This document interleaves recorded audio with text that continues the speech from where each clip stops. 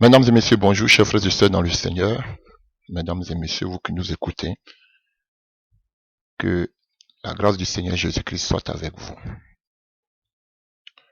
Aujourd'hui, parlons un peu du message des vrais et des faux prophètes dans le Nouveau Testament. De la même manière qu'il y avait des faux et des vrais dans l'Ancien Testament, dans l'Ancienne Alliance, c'est de la même manière qu'il y a aussi des vrais et des faux prophètes dans le Nouveau Testament. Et aujourd'hui, nous voulons nous appuyer sur la parole, alléluia, pour vous expliquer aujourd'hui, dans notre temps, qui sont les derniers, quel est le message qu'un vrai prophète de Jésus-Christ doit prêcher. Et quel est le message que les faux prophètes de nos jours prêchent. C'est à partir de là que vous allez voir ceux qui sont des Christ et ceux qui ne sont pas des Christ. Tout bon arbre, on le reconnaît à son fruit. Et Jésus nous l'a dit. On va les reconnaître à partir de leurs fruits. Alléluia. Vous voyez, lorsqu'on parle des visions, des révélations, il y a beaucoup de confusion. Les vrais, comme les faux prophètes, donnent aujourd'hui tous des révélations. Comment savoir distinguer celui qui vient de Dieu et celui qui ne vient pas de Dieu? On a vu beaucoup de critères, il faut que la parole s'accomplisse. On a vu quelle solution il vous donne. Aujourd'hui, des faux prophètes peuvent vous dire aujourd'hui, bon, alléluia, voilà, ils ne font pas huile, ils ne font pas ceci, mais ce sont aussi des faux prophètes. Voilà, ils ne vous conduisent pas vers des faux dieux, mais aussi ce sont des vrais, ce sont des faux prophètes. Comment dans les derniers temps, nous pourrons distinguer les vrais prophètes des faux prophètes? Voici notre thème d'aujourd'hui, notre message d'aujourd'hui. Alléluia. Donc, ne vous fiez pas au fait que des gens ont des songes, des révélations qu'ils donnent. Ça prouve qu'ils sont de Dieu. Tout le monde peut donner des révélations. Tout le monde, bon comme faux, peuvent donner des visions. Alléluia. C'est pas le critère premier. C'est vrai, il faut que cela s'accomplisse. Mais c'est pas, dans le Nouveau Testament, c'est pas ça le premier critère. Pour reconnaître un vrai d'un faux. Ces critères aujourd'hui pour reconnaître ces vrais et les faux, c'est ce que nous voulons montrer aujourd'hui à la lumière de la parole de Dieu.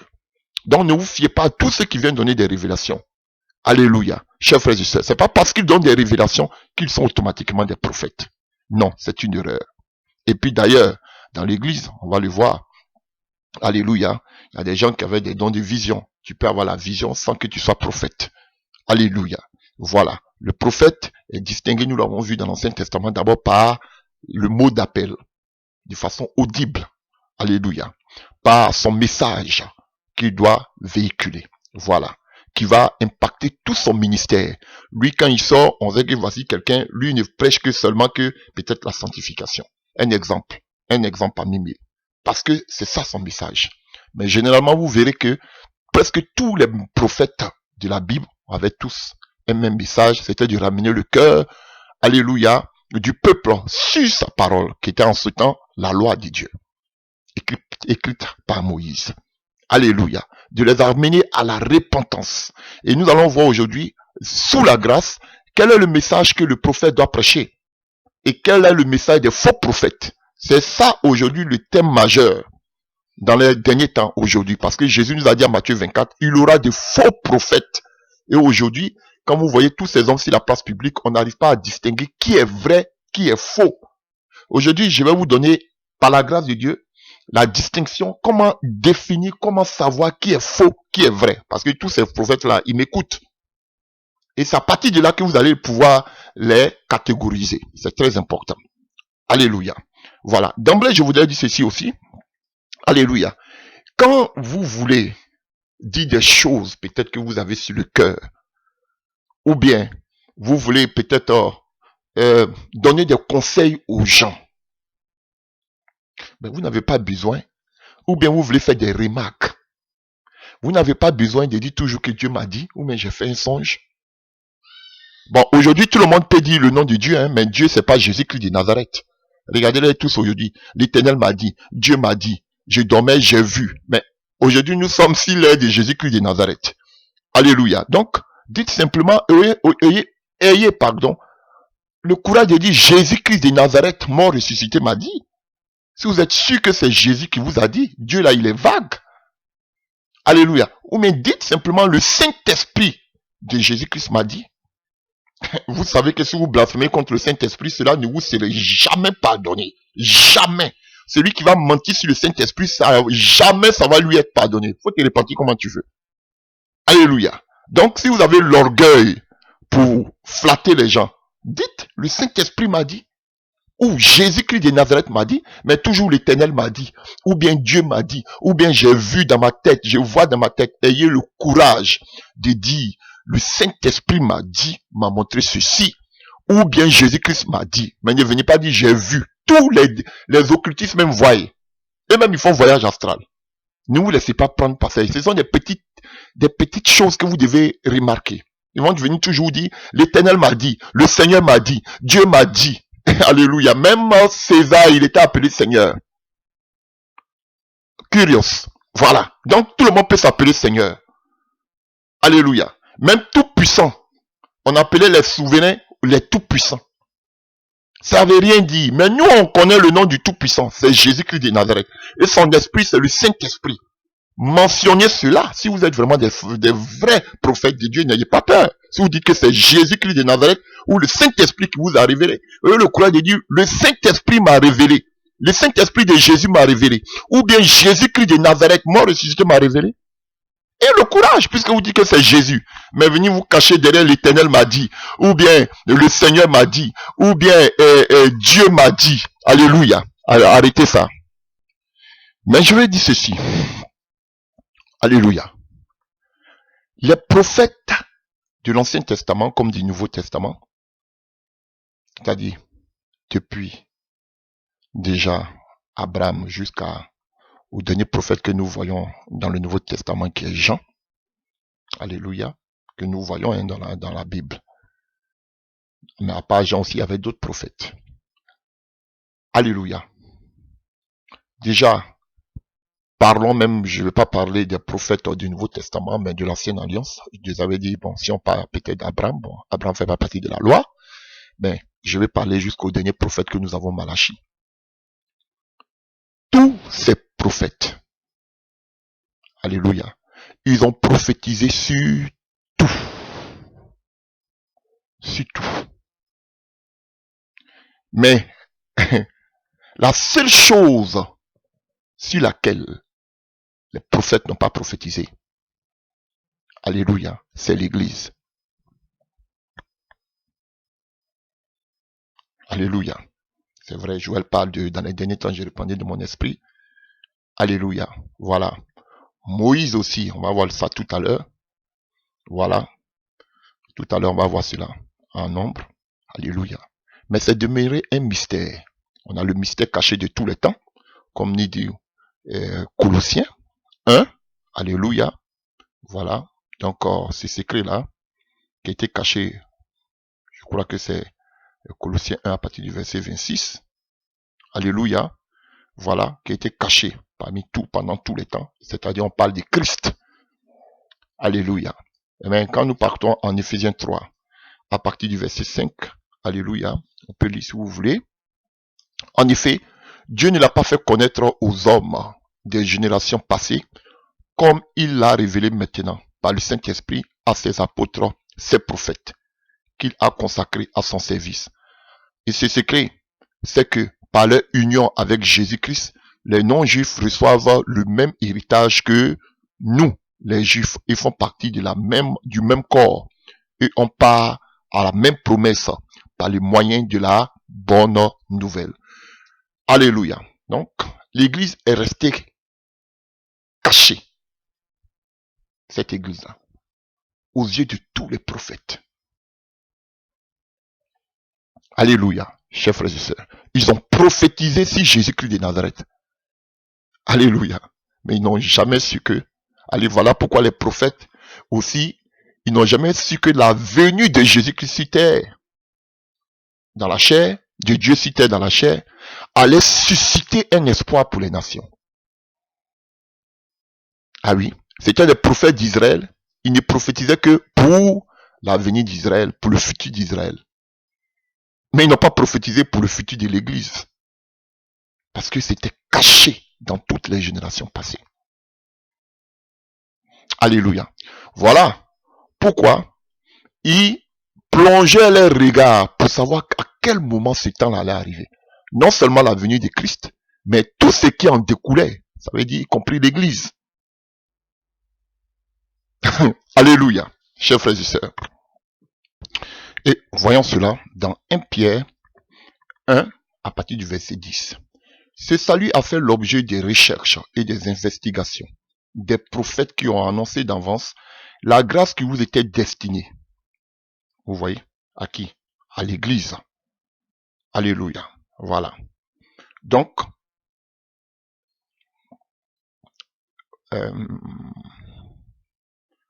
alléluia. Il cherchait qui vous était destiné. Il cherchait à découvrir à quelle époque et à quel événement s'y rapportaient ces indications données par l'Esprit du Christ. Cet Esprit était en eux et annonçait à l'avance les souffrances du Messie et la gloire dont elles seraient suivies. Il leur fut révélé que le message dont ils étaient chargés n'était pas pour eux, mais pour vous.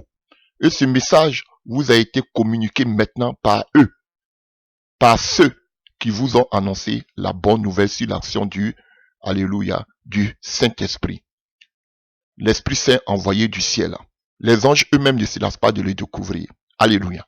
Donc, comme c'était pas pour leur époque, comme Dieu dit à Daniel, Dieu leur demandait de sceller cela. Donc, il voulait déceler pour savoir, mais pourquoi Dieu nous dit de sceller? Pourquoi il ne nous explique pas? C'est la seule chose que Dieu n'expliquait pas aux prophètes. Alléluia. La période de l'église. Dieu leur disait toujours, scellez, fermez ça. Ah, mais Dieu, tu nous parles de tout. Tu nous révèles tout. Mais pourquoi ça là, pourquoi tu veux pas nous parler de ça? Il dit, c'est pas pour vous. Laissez ça. Donc, c'est la seule chose, cette époque que nous vivons, l'effusion de l'Esprit de Dieu. Alléluia. Avec l'église, c'est le seul événement qui avait été caché par Dieu aux prophètes de l'Ancien Testament. Et ici, déjà, nous voyons, donc, ça avait été révélé aux prophètes de l'Antique, qu'on appelle, de l'Ancien Testament. Et nous lisons, il a fut révélé que le message dont ils étaient chargés n'était pas pour eux, mais pour vous. Et ce message-là vous a été communiqué maintenant par ceux qui vous ont annoncé la bonne nouvelle sous l'action de l'Esprit. Et ceux-là, ce sont les apôtres. Donc, les apôtres sont dans la continuité des prophètes de l'Ancien Testament. Alléluia. Et ces prophètes de l'Ancien Testament, qu'est-ce qu'ils annonçaient au peuple, aux rois et aux autres? Ces prophètes de l'Ancien Testament ramenaient le peuple de Dieu, d'Israël, ou les rois, à la parole, à la loi mosaïque. Et maintenant, les prophètes de la nouvelle alliance nous annoncent quoi? La bonne nouvelle. Donc, les prophètes du Nouveau Testament, que sont les apôtres, alléluia, ils sont les dépositaires de la nouvelle alliance qu'on appelle l'évangile. Ce sont eux qui nous ont annoncé l'évangile dans la continuité des apôtres, des prophètes de l'Ancien Testament. Donc, ce sont les prophètes de la nouvelle alliance. Les prophètes de la nouvelle alliance, ce sont les apôtres de Jésus. De la même manière que les prophètes de l'Ancien Testament amenaient le peuple vers la loi pour qu'il revienne à la parole de Dieu, qui était la loi, de la même manière, les prophètes, qui sont les apôtres, nous amènent aussi vers l'évangile. Donc, ils sont dans la continuité des prophètes de l'Ancien Testament. Voyons maintenant Romains.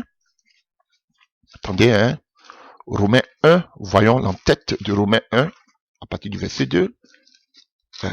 Romains 1. Cette lettre vous est adressée par Paul, serviteur de Jésus-Christ, appelé à être apôtre et choisi pour proclamer la bonne nouvelle de la part de Dieu. Cette bonne nouvelle, c'est ce que Dieu a promis il y a longtemps par ses prophètes dans les saintes écritures. Alléluia. Vous voyez? Donc ces prophètes avaient annoncé cela. Et maintenant, qui sont ceux qui sont les dépositaires? Qui sont ceux maintenant qui ouvrent maintenant cette nouvelle voie? Alléluia, de l'évangile, qui font entrer l'évangile? C'est, alléluia, les apôtres. ce sont les prophètes de la nouvelle ère. Les prophètes de la nouvelle alliance. Voilà pourquoi on parle de deux alliances. Les prophètes de l'Ancien Testament amenaient le peuple de Dieu vers l'ancienne alliance qui était l'alliance que Dieu a conclue avec le peuple d'Israël par le truchement de Moïse, la loi. Mais aujourd'hui, ces apôtres qui sont aujourd'hui ces prophètes, ils nous emmènent vers la nouvelle alliance qui est l'évangile. Donc, les prophètes, qui sont les apôtres de Jésus-Christ, ils sont dans la continuité des prophètes de l'Ancien Testament. Et voilà pourquoi, quand nous partons dans Éphésiens, nous l'avons déjà vu, alléluia, Éphésiens 2, à partir du verset peut-être 19, voilà pourquoi vous n'êtes plus des étrangers ou des résidents temporaires, vous êtes citoyens, des membres du peuple de Dieu. Vous faites partie de la famille de Dieu. Dieu vous a intégré à l'édifice qu'il construit sur le fondement que sont les apôtres, ces prophètes, et dont Jésus lui-même est la pierre principale. Parce que on révélait les choses cachées seulement qu'aux prophètes. Qui connaissait l'évangile? Personne. Jésus a prêché. Alléluia. Mais qui a divulgué ce message de Jésus? Ce sont ses apôtres. Alléluia. Les témoins oculaires. Donc ce sont ces prophètes. Alléluia, chers frères et sœurs. Et quand on va juste à côté en Éphésiens 3, à partir du verset 5, on nous dit, en effet, Dieu ne l'a pas fait connaître aux hommes des générations passées comme il a révélé maintenant par le Saint-Esprit à ses apôtres, ses prophètes qui a consacré à son service. Et ce secret, c'est que par leur union avec Jésus-Christ, les non-juifs reçoivent le même héritage. Vous voyez? Donc, les apôtres de Jésus-Christ sont ces prophètes. Alléluia, on va entrer un peu en profondeur. Alléluia, voilà. Donc, à partir... faut pas que je parte vite en besogne, continuons un peu. Et quand nous voyons Nombre 11, à partir du verset 29, alléluia, on voit une situation, alléluia, où l'Esprit de Dieu était déposé sur les 70 anciens que Dieu enlève sur Moïse. Et il savait qu'il y avait Eldad et Médad qui sont restés, alléluia, dans le camp et qui ont commencé à prophétiser. On voit que Josué va, assistant de Moïse, depuis sa jeunesse, intervient envers Moïse et dit qu'il faut les empêcher de prophétiser. Pourquoi ils prophétisent? Ils n'ont pas les droits. Et au verset 29 de Nombre 11, on voit Moïse qui lui répondit, serais-tu jaloux pour moi que l'Éternel au contraire accorde son esprit à tous les membres de son peuple pour qu'ils deviennent tous des prophètes. Pour qu'ils deviennent tous des prophètes. Alléluia. Chers frères et sœurs, n'est-ce pas? C'était le vœu de, alléluia, c'était le vœu de Moïse. Que tout le peuple soit un peuple de prophètes. Et quand vous voyez aussi Joël 3 à partir du verset 1, alléluia. On sait que, alléluia, Joël aussi a promis que Dieu accomplirait un jour ses souhaits. Alléluia. Voilà. Que l'Esprit de Dieu, alléluia, se répande sur tout le monde. Joël 3. Alléluia. Allons-y vite. Joël 3. Après cela, je répandrai de mon esprit sur toute chair, sur tout le monde. Sur tout le monde. Vos fils, vos filles prophétiseront, vos vieillards par des songes. Vos jeunes par des visions recevront des révélations. Et même si les serviteurs, si ces servantes, moi je répandrai mon esprit en ces jours-là. Alléluia. Chers frères et sœurs, n'est-ce pas? Donc, c'était le souhait de Moïse. On voit que cela aussi s'accomplit avec, alléluia, les apôtres lors du premier discours de Paul. Alléluia, de Pierre, pardon. Et quand nous prenons Actes des Apôtres 2, à partir du verset 14, alors Pierre s'éleva entouré des 11 et d'une voix forte, il dit à la foule, écoutez-moi bien, vous qui habitez la Judée et vous tous qui séjournez à Jérusalem, comprenez ce qui se passe. Certains d'entre vous insinuent que ces hommes seraient ivres. Pas du tout. Il est à peine 9 heures du matin. Mais maintenant se réalise ce qu'avait annoncé le prophète Joël. Voici ce qui arrivera de Dieu. Dit Dieu, dans les derniers jours, alléluia, de la fin des temps, je répandrai mon esprit sur tous les hommes, vos fils, vos filles prophétiseront, ainsi de suite. Alléluia. Donc, on voit que cela s'accomplit le jour de la Pentecôte. C'était l'effusion de l'Esprit qui était, alléluia, qui était seulement que réservé dans l'ancienne alliance aux prophètes. Alléluia. Mais maintenant, tous ceux qui n'étaient pas des prophètes pouvaient, alléluia, maintenant être remplis de la puissance de Dieu. Ils étaient environ 120 dans la chambre haute. Ils avaient été tous remplis, femmes comme hommes, de la puissance de Dieu. Ils n'étaient pas tous des prophètes. Alléluia. Voilà. Mais on parle des prophètes, des apôtres comme prophètes, à partir du message qu'ils envoient. Pas à partir de la puissance de Dieu qui descend sur eux. Alléluia. Chers frères et sœurs. Voilà. Ils étaient tous comme des prophètes. C'est vrai qu'il y avait cette onction. Mais lorsqu'on parle des apôtres, on fait allusion à eux comme des prophètes à partir du message qu'ils envoient à l'humanité qui était la bonne nouvelle. Alléluia. Voilà. Et Paul, si vous voulez, Paul définit ce que c'est que cette bonne nouvelle. On a vu tout à l'heure en Romains 1. Lui-même, il définit ce que c'est que cette bonne nouvelle-là. Alléluia. Avant que nous avancions. Alléluia. Cette lettre vous est adressée par Paul, serviteur de Jésus, qui s'appelait apôtre et choisi pour proclamer la bonne nouvelle de la part de Dieu. Cette bonne nouvelle, c'est que Dieu a promis il y a bien longtemps par ses prophètes dans les Saintes Écritures. Elle parle de son Fils Christ, notre Seigneur, qui, dans son humanité, descend de David et qui a été déclaré Fils de Dieu avec puissance lorsque le Saint-Esprit l'a ressuscité des morts. Par lui, j'ai reçu la grâce d'être apôtre pour amener à son nom des hommes de toutes les nations à lui obéir en croyant. Vous êtes de ceux-là. Vous qui avez reçu l'appel de Dieu appartenant à Jésus-Christ, je vous écris à vous tous qui êtes à Rome, les bien-aimés. Dieu a appelé à appartenir à son Dieu, qu'on appelle à appartenir, les a appelés à appartenir à Dieu. Voilà. Donc, Christ est le socle au centre de l'évangile. Et pas n'importe quel Christ. Alléluia, un Christ ressuscité d'entre les morts. Donc, voici l'évangile. Alléluia. Voilà. Donc, allons-y maintenant en profondeur. Prenons Jean 20, à partir du verset 19. Ce même dimanche, dans la soirée, les disciples étaient dans une maison dont ils avaient verrouillé les portes. Parce qu'ils avaient, dans d'autres versions, on dit le premier jour de la semaine. Parce qu'ils avaient peur des chefs des Juifs. Donc, c'est pas dimanche, qui est le jour du Seigneur. Alléluia. Le premier jour de la semaine, c'était dimanche. Voilà. Des chefs des Juifs. Jésus vient et se trouva là au milieu d'eux. Et il leur dit, que la paix soit avec vous. Tout en disant cela, il leur montra ses mains et son côté. Les disciples furent remplis de joie parce qu'ils voyaient le Seigneur. Que la paix soit avec vous, leur dit-il de nouveau. Comme mon Père m'a envoyé, moi aussi, je vous envoie comme un prophète. Donc, Jésus était envoyé comme prophète. Lui aussi, il envoie, alléluia, les apôtres comme des prophètes. Après vous avoir dit cela, il souffla sur eux. Écoutez bien.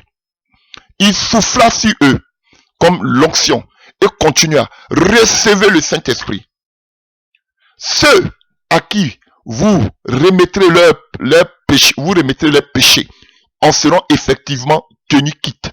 Et ceux à qui vous les retiendrez en resteront chargés. Vous avez vu?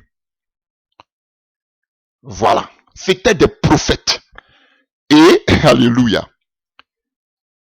La grande puissance d'un prophète, c'est sa parole. Ce qui sort de sa bouche. Voilà pourquoi Dieu ne laisse jamais tomber la parole d'un véritable prophète. Et il dit ici, je vous envoie. C'était les prophètes seulement qu'on envoyait dans l'ancienne alliance. On n'envoyait pas les prêtres. Eux étaient statiques sur place, dans le temple.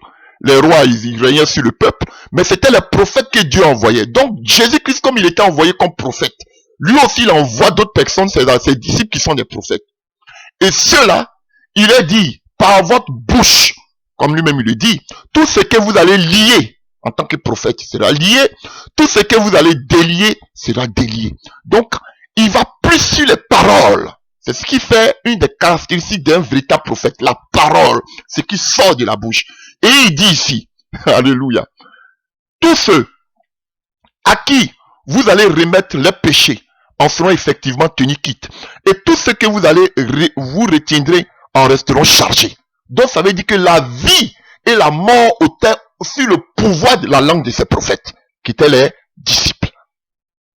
Ils avaient le pouvoir de changer le cours des choses par leur langage. Parce que c'était des envoyés, c'était des prophètes. Il dit, je vous envoie. Celui qui n'ouvre pas sa porte, tapez les pieds, la poussière là, laissez-le et puis continuer. Donc, ça veut dire qu'ils avaient le pouvoir d'amener le châtiment, comme d'enlever le châtiment. Ils avaient le pouvoir de juger, comme d'annuler le jugement. C'était les prophètes, les apôtres. Alléluia. Donc, ils avaient le pouvoir, alléluia, ils avaient ils avaient reçu ce pouvoir, alléluia, qu'on appelle d'annuler, alléluia, de pardonner les péchés, comme de retenir les péchés sur la vie de cette personne, en tant que prophète. Comme Élie, il avait le pouvoir de fermer le ciel, comme d'ouvrir le ciel, par la langue, par le pouvoir du langage d'un prophète. Je ne parle pas de ces occultistes là, hein. Ils viennent vous attaquer des démons et puis ils disent que sinon ma parole. Faites beaucoup attention. Et voici la première recommandation que Jésus leur donne quand il est loin. Alléluia. Et maintenant, ça ne s'arrête pas là. Maintenant qu'on voit dans Acte 1. Acte 1. À partir du verset 8, il a donné maintenant le pouvoir. Regardons maintenant à partir de Acte 1. À partir du verset 8. Qu'est-ce qui se passe-t-il là? Jésus dit quoi? Mais le Saint-Esprit descendra sur vous. Vous recevrez sa puissance et vous serez mes témoins à Jérusalem, dans toute la Judée et la Samarie jusqu'au bout du monde. Maintenant, il est dans le dynamisme. Il est dans maintenant la puissance. Alors que ce que nous avons vu, il a donné le pouvoir. Maintenant, ce que nous voyons en Acte 1, verset 8, il leur donne maintenant la puissance pour accomplir l'onction. Allez, cette capacité spirituelle pour que ce message-là, les gens puissent croire par la démonstration de sa puissance. Voici ce qui caractérise les prophètes. D'abord le pouvoir de leur bouche et maintenant la manifestation de sa démonstration de sa puissance. Alléluia. Donc les apôtres de Jésus étaient des prophètes. Pas à cause de la manifestation de la puissance de Dieu, parce qu'ils étaient les dépositaires de l'évangile de Christ. C'est ça qui fait un prophète. Il nous a annoncé le message de Dieu, l'évangile. Donc ce qui fait un prophète, c'est plus tard qu'il dit, attendez, vous allez recevoir la puissance. Mais quand il souffla sur eux, alléluia, c'était pour qu'ils puissent amener le message de Dieu. Et on voyait les pierres qui disaient que Dieu leur donne, cette puissance-là pour qu'ils annoncent l'évangile avec autorité. C'est ça qui fait un prophète. C'est pas je vois, j'ai vu, voici ça. C'est que non, les messages. Et là, on voit le message de ces prophètes. Et le message des faux prophètes de notre temps. On va le voir maintenant. Dans l'église, chers frères et sœurs, les seuls véritables, authentiques prophètes que nous avons, c'était seulement que les apôtres. C'était seulement que les apôtres qui étaient les véritables, authentiques prophètes de notre ère envoyés par Jésus-Christ de Nazareth. Alors, et l'église?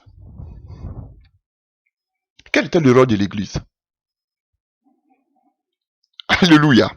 Voyons. Déjà, quand on voit tout à l'heure dans le passage que nous avons lu en Éphésiens, alléluia, Éphésiens 2, à partir du verset 19, alléluia, voyons, Éphésiens 2, à partir du verset, attendez, à partir du verset 19, alléluia. Voilà pourquoi vous n'êtes plus des étrangers ou des résidents temporaires, vous êtes concitoyens des membres du peuple de Dieu. Vous faites partie de la famille de Dieu. Dieu vous a intégré à l'édifice qu'il construit sur le fondement, que sont les apôtres, ces prophètes. Donc, sur le fondement de qui? Ces apôtres qui étaient les prophètes, dont Jésus-Christ lui-même est la pierre principale. Alléluia. Donc, on ne peut pas former un temple ou une œuvre en passant outre le fondement qui sont l'enseignement des apôtres et des prophètes. C'est pas possible. Vous ne pouvez pas amener un message en dehors de ce qu'ont prêché les prophètes de Jésus-Christ qui sont les apôtres. C'est pas possible. Ce sont eux les détenteurs. Et ce sont eux le fondement. Ceux à qui Jésus a laissé, alléluia, ce message. Donc ce sont eux, ces prophètes. Alors, donc l'église, qui représente l'église? Puisque les apôtres sont les prophètes, n'oubliez pas, dans l'Ancien Testament, vous-même vous le dites, hein, on avait l'onction des rois, on avait, alléluia, bon, vous dites, on avait l'onction des prêtres, oui, mais l'onction des prophètes, on voyait que c'était Dieu lui-même qui consacrait ses prophètes. Alors que les prêtres ont été consacrés par un prophète, Moïse, les premiers prêtres, les enfants d'Aaron. On voit aussi que les rois ont été consacrés aussi par des prophètes. Mais qui consacrait les rois et les prophètes? C'était Dieu lui-même. Alléluia. Et regardez ce qui devient aujourd'hui maintenant l'église. Prenons 1 Pierre. Dans 1 Pierre 2, alléluia. Voilà, à partir du verset 4. Il est la pierre vivante que les hommes ont rejetée, mais que Dieu a choisie et à laquelle il attache une grande valeur. Approchez-vous donc de lui, puisque vous êtes, vous aussi, des pierres vivantes. Édifiez-vous pour former un temple spirituel et pour constituer un groupe de prêtres consacrés à Dieu. Donc l'église devient maintenant alléluia, un groupe de prêtres. Alléluia, comme dans l'ancienne alliance. Avant d'expliquer, continuons. Alléluia. Voilà. Et quand nous prenons, à partir du verset 7, mais vous donc, qui croyez, l'honneur, mais vous qui ne croyez pas, la pierre rejetée par les constructeurs est devenue la pierre principale de l'angle de l'édifice. Une pierre qui fait tomber un rocher qui fait trébucher. Parce qu'ils refusent de croire à la parole, il est arrivé ce qui était prévu pour eux. Ils tombent à cause de cette pierre. Mais écoutez à partir du verset 9 de 1 Pierre 2. Mais vous êtes une race élue, une communauté de rois prêtres, une nation sainte, un peuple de Dieu, un peuple que Dieu a libéré pour que vous célébrez bien haut les œuvres merveilleuses de celui qui vous a appelé à passer des ténèbres à son admirable lumière. Donc, quand on parle de l'appel, nous sommes appelés, l'appel est différent de nous, la communauté qui en avons été appelés. Ici, on nous dit qu'on était appelés de sortir des ténèbres à la lumière. Mais il y a ce qu'on appelle l'appel au ministère. Ça, c'est vrai différent. Vous vous dites, nous sommes tous appelés. Dieu nous appelle de sortir des ténèbres à la lumière. Mais il y a ce qu'on appelle l'appel, qui est le message, les paroles que Dieu te donne lorsqu'il te choisit. Lorsqu'il t'envoie. Lorsqu'il te met à part, il te donne un message. C'est ce qu'on appelle l'appel. Alléluia. Et vous voyez ici, que devient l'église? L'église ne devient pas un groupe de prophètes, mais on nous dit que l'église ici devient quoi? Un peuple, alléluia, de rois prêtres. Alors que dans l'Ancien Testament, on avait l'onction des rois, des prêtres et des prophètes. Mais on ne nous dit pas qu'ici l'église est une assemblée, une communauté de prophètes, de rois et de prêtres. Non, on nous dit que la communauté l'église est une communauté, alléluia, de rois prêtres, mais pas de prophètes. Pourquoi? Parce que la place des prophètes était seulement destinée aux apôtres qui étaient ces prophètes. Donc, ça vient, alléluia, compléter le puzzle. Alléluia. Donc, l'église ne peut pas être les prophètes. Non, chers frères et sœurs. Parce qu'il y a des prophètes qui avaient déjà été préétablis par Christ. Ce sont les apôtres, qui sont les mandataires, les dépositaires du message. Parce que Dieu les a envoyés, ils doivent nous envoyer un message. Ce message, c'est l'évangile. Il n'y a pas quelqu'un encore qui va se lever au-dessus des apôtres. Non. Maintenant, toute la communauté chrétienne, tous les chrétiens, les croyants, on devient maintenant tous des rois et des prêtres. Et qui sont les prophètes? Seulement les apôtres qui sont des prophètes. Ce sont eux qui nous ont amené le message. Et ils sont au-dessus de nous. Et l'église est en bas. Ils sont l'édifice, le socle. Donc eux-mêmes, ils sont basés sur Jésus-Christ. Donc, nous qui sommes les rois prêtres là, on voit que, alléluia, les prêtres recevaient l'onction des prophètes.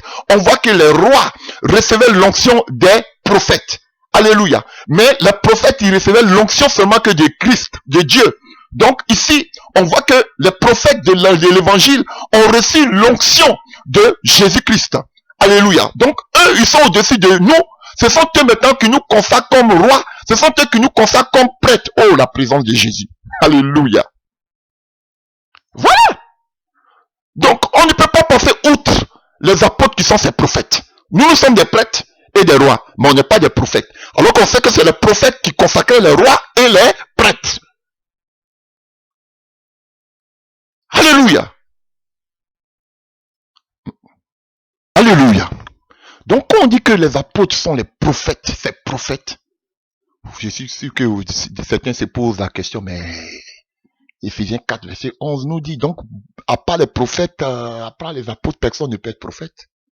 Lorsqu'on parle du prophète, on fait plus allusion, alléluia, à la doctrine, à l'enseignement, au message. Vous voyez, Paul dit qu'il était choisi pour annoncer la bonne nouvelle. On fait plus allusion au message. Et de véritables enfants qui obéissent à la parole de Dieu, tout roi, tout prêtre devait être soumis aux paroles que donnaient les prophètes. Pour preuve, ils obéissaient, ceux qui craignaient vraiment Dieu obéissaient à la loi de Moïse. Mais Moïse était un prophète. Donc, tous les prêtres que nous sommes, alléluia, et tous les rois que nous sommes, nous devons obéir à ce que nous disent nos prophètes qui sont les apôtres. Donc, une personne qui se dit prédicateur, qui fait partie de la communauté des croyants, tu ne peux pas prêcher autre chose que les apôtres ont prêché. Voilà pourquoi Paul est catégorique. Si quelqu'un vient prêcher autre chose que nous, on vous a prêché, qu'il soit maudit. Donc aujourd'hui, il y a plein de maudits. Il y a plein qui sont sur la malédiction. Parce que ce sont des rebelles. Et ce sont eux qui sont là matin, midi, soir sur les églises pour dire que les gens sont des rebelles. Eux-mêmes, ce sont les premiers rebelles parce qu'ils ne marchent pas comme rois et prêtres sous la lumière des prophètes, qui sont les apôtres. Donc ici, on parle d'autorité doctrinale. Ce sont eux qui ont reçu cette autorité doctrinale, les apôtres. Ce sont eux qui ont reçu ce mandat. Ce sont eux qui ont reçu ce message. Et ce message, c'est l'évangile. Et l'évangile, c'est l'ensemble, c'est le contenu de tous les enseignements, tous les messages de Christ. Et on a les épîtres qui s'ajoutent là-dessus. Alléluia, qui sont des lettres. Donc, l'évangile englobe toute la vie de Jésus, tout l'enseignement de Jésus, tous ses actes. Donc, c'est ça que nous devons respecter, obéir. Maintenant, quelqu'un qui vient nous annoncer autre chose que cela, mais on n'y prend pas. Alléluia, chers frères et sœurs. Et aujourd'hui, ces gens, ça nous annonce des abominations que les apôtres n'ont jamais prêché, n'ont jamais enseigné. Tel que le voyage astral. Vous avez vu un prophète, un apôtre qui a parlé du voyage astral. Il nous parle de la prospérité. Vous avez vu un apôtre qui nous a enseigné la prospérité. Il nous parle du développement personnel. Vous avez vu un apôtre qui nous a prêché ce genre de choses. Et ça, ils ne veulent pas qu'on enseigne. Alléluia.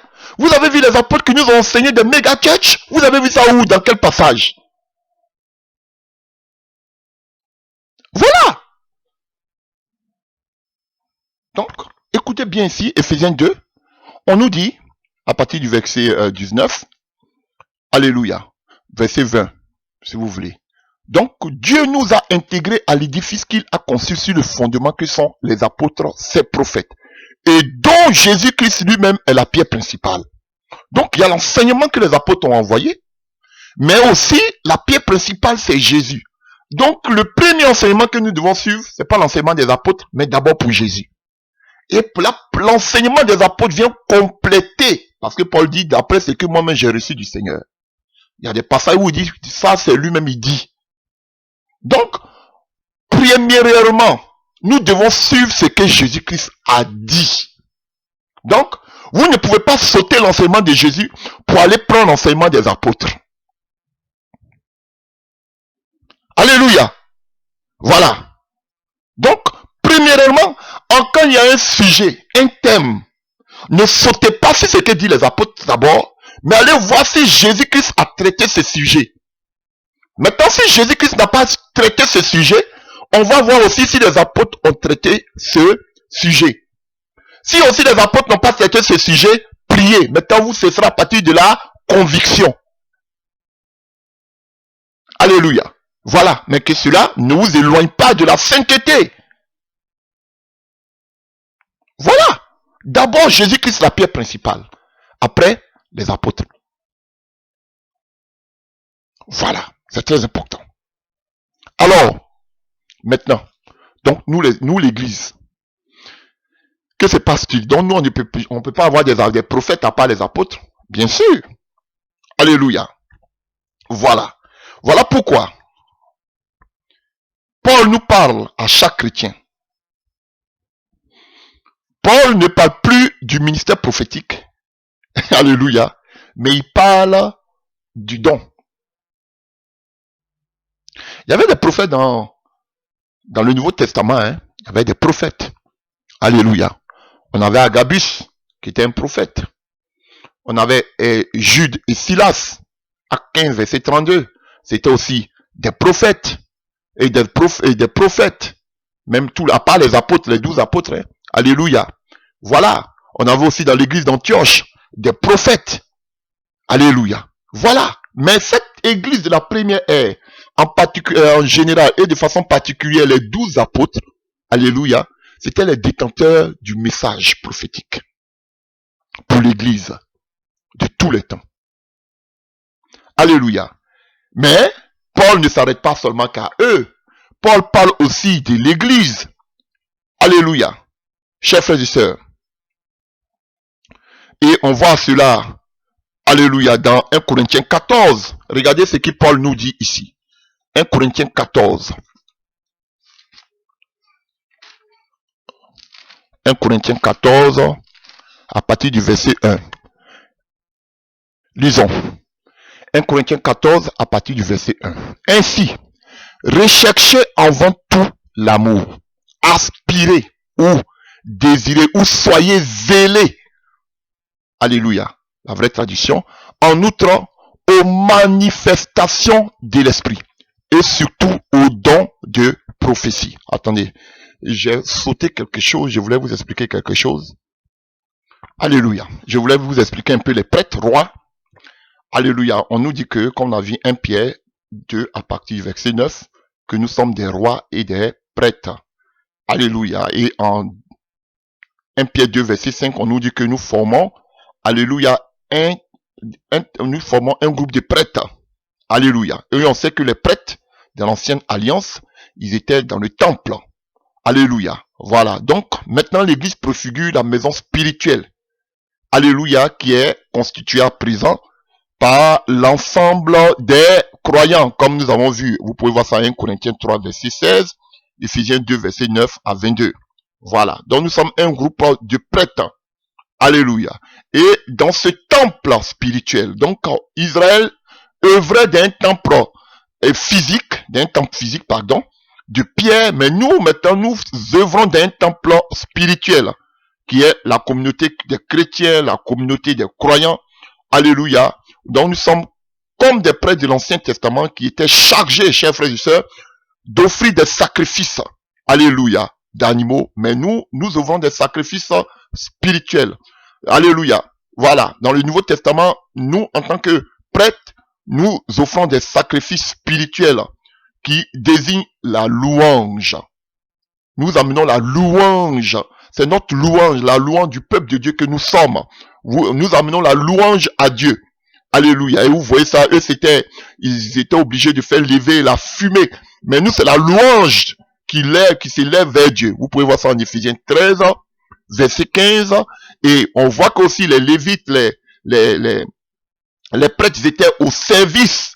Alléluia. Ils servaient dans le temple. et nous aussi, nous servons.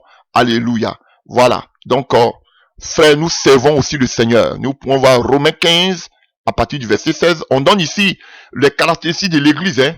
Voilà, l'église adore Dieu. L'église aussi est au service de Dieu. Alléluia. Le Romains 15, verset 16. Philippiens 2, verset 17.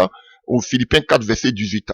Voilà. Et on sait qu'une troisième caractéristique des prêtres, ils étaient consacrés totalement.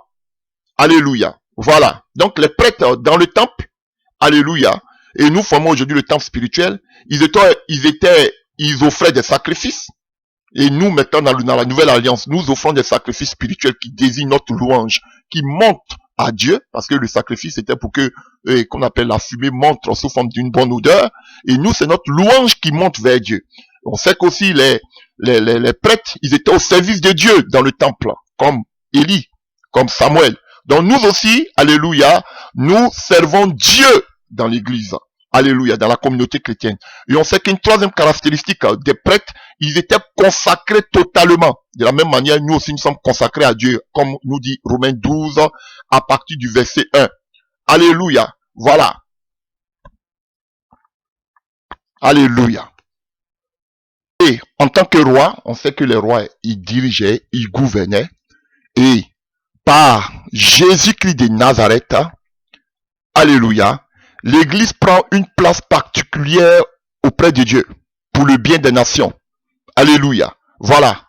Nous sommes chargés d'annoncer l'évangile qui sauve le salut, la lumière au monde qui est dans les ténèbres. Alléluia. Et comme Dieu avait dit à Abraham en Genèse 12, à partir du verset 3, toutes les nations de la terre seront bénies en toi. Et aujourd'hui, toutes les nations alléluia, toutes les nations sont bénies aujourd'hui par l'Église. Pas une bonne bénédiction matérielle, mais spirituelle. Parce que par l'Église aujourd'hui, vous voyez, même pour que l'enlèvement, pour que l'Antichrist puisse se manifester convenablement, il attend d'abord que l'Église disparaisse. Parce que l'Église est un blocage pour les manifestations des ténèbres. Parce qu'on sait que toute cette puissance des ténèbres-là sera opérée par des démons. Mais avec la présence des chrétiens de l'Église, de la lumière, ce sera difficile. Voilà pourquoi il faut que l'Église disparaisse pour qu'ils puissent agir de façon convenable. Donc l'Église joue un rôle majeur sur cette terre. Alléluia. Pour qu'on appelle pour l'accomplissement des plans démoniaques sataniques sur cette terre. Voilà, chers frères et sœurs. Mais regardez même ces faux pasteurs, ces faux prophètes. Ils usent de ruses. Ils peuvent pas se montrer, ils peuvent pas montrer leur véritable visage aux yeux des gens. Parce que l'Église est encore là. Et Dieu permettra que, alléluia, par son esprit, il soit dévoilé au grand jour. Donc, ils sont obligés de passer par des ruses. Voyez-vous, chers frères et sœurs. Donc, nous sommes source de bénédiction pour l'humanité. Il y a des fléaux qui doivent s'accomplir, opérés par des démons, par des puissances démoniaques, mais par la présence de l'Église, par sa prière, par l'Esprit de Dieu. Tous ces plans-là sont voués à l'échec. Donc, nous sommes source de bénédiction, en quelque sorte. Nous sommes établis sur ce monde. Nous sommes la lumière de ce monde. Voilà. Pas le soleil qui est la lumière, mais c'est l'Église qui est la lumière du monde. Si la lumière disparaît, qui est l'Église, si l'Église part, et donc le monde sera plongé complètement dans les ténèbres. Voilà. Jésus a dit, vous êtes la lumière de ce monde. L'Église est la lumière du monde. Donc, quand on éteint la lumière, c'est les ténèbres. Donc, lorsque l'Église va bouger, ce sera les ténèbres complètement sur toute la terre. Donc, nous sommes en quelque sorte des rois pour ce monde, de façon spirituelle, parce que nous leur envoyons le salut, la vie. Et non seulement cela, on leur amène aussi la vie éternelle, en leur annonçant l'évangile. Alléluia, chers frères et sœurs. Alors, donc, revenons à notre passage de 1 Corinthiens 14. 1 Corinthiens 14. Ainsi, recherchez avant tout l'amour, aspirez ou soyez zélés en toute autre pour les manifestations de l'esprit et surtout au don de prophétie. Alors, quand dans une assemblée, il n'y a pas de prophètes, parce que malheureusement, dans toutes les assemblées aujourd'hui, c'est rare de voir des prophètes aujourd'hui. Alléluia. Voilà. Vous allez voir que dans l'Ancien Testament, les prophètes étaient dans des coins où Dieu les envoyait pour aller donner des messages à des rois, à certaines personnes, généralement c'était aux rois. Alléluia. Voilà. Mais vous allez voir que dans l'église aujourd'hui, alléluia, le prophète travaille plus pour l'église, dans l'église de Christ, pas dans les murs, mais pour l'église. Son message, ça ne s'articule pas trop, c'est vrai, il y en a, mais pas trop autour des célébrités, des autorités de ce monde. Non, le prophète travaille plus pour l'église, parce une erreur. Et ils sont dans le schéma, dans le statut de l'Ancien Testament. Je dois amener des messages au roi, je dois faire ceci, je dois faire cela, ok. Alléluia. Voyez aujourd'hui, regardez tout le Nouveau Testament. C'est vrai, Agabus a prêché, il a prophétisé sur une sécheresse qui est arrivée, c'est vrai. Sinon, généralement, vous allez voir que presque tous les prophètes se consacraient, se concentraient sur l'église, pas sur le monde. Voilà. Et aujourd'hui, ces prophètes d'aujourd'hui, ils laissent la première tâche qui est d'emmener l'enseignement dans l'église, mais ils se tournent aujourd'hui vers le monde. Ce sont eux qui donnent des messages matin, midi, soir aux gens, aux célébrités de ce monde. Non, cher, Dieu peut te donner un message. Mais l'église, le véritable prophète se cantonne, se concentre sur l'église. Voilà. Donc, si dans une assemblée, il n'y a pas d'église, Paul va dire quoi? S'il n'y a pas de pardon, il n'y a pas de prophète, voilà la solution qu'il nous donne. Il faut que nous désirons que dans l'église, Dieu nous donne des dons de prophétie. Parce que la prophétie, c'est le souffle du prophète. C'est un don de charisme. Alléluia. Voilà. Et quel sera le rôle de ce don-là? Alléluia. C'est pas d'aller donner des révélations à tue-tête à tout le monde. Alléluia. Ça, c'est ou bien de donner des visions à tout le monde. C'est pas ça le rôle du prophète dans le Nouveau Testament. Alléluia. Celui qui parle dans une langue inconnue s'adresse à Dieu et non aux hommes. Personne ne comprend les paroles mystérieuses qu'il prononce sous l'inspiration de l'esprit. Mais celui qui prophétise, écoutez bien, aide les autres à grandir dans la foi, les encourage et les réconforte. Voici le rôle de la prophétie. Alléluia. Donc, à partir du verset, il nous dit 5. Je veux bien que vous sachiez tous parler dans les langues inconnues, mais je préférais que vous prophétisez. Celui qui prophétise est plus utile que celui qui s'exprime dans les langues inconnues, sauf si quelqu'un le traduit pour que l'église puisse grandir dans la foi. Donc voici le but de la prophétie. Le but de la prophétie, ce n'est pas de lancer, alléluia, de mettre la fumée dans les yeux des gens. Le but de la prophétie vient pour faire grandir l'église dans la foi.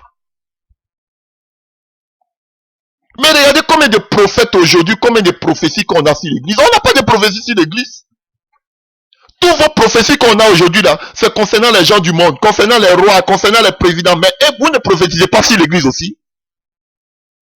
Vous ne donnez pas les messages contre les faux prophètes, les faux pasteurs.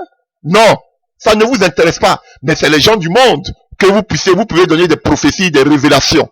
Mais l'église, parce que le rôle du prophète, quand vous allez voir, c'était, alléluia, de faire grandir l'église dans la foi.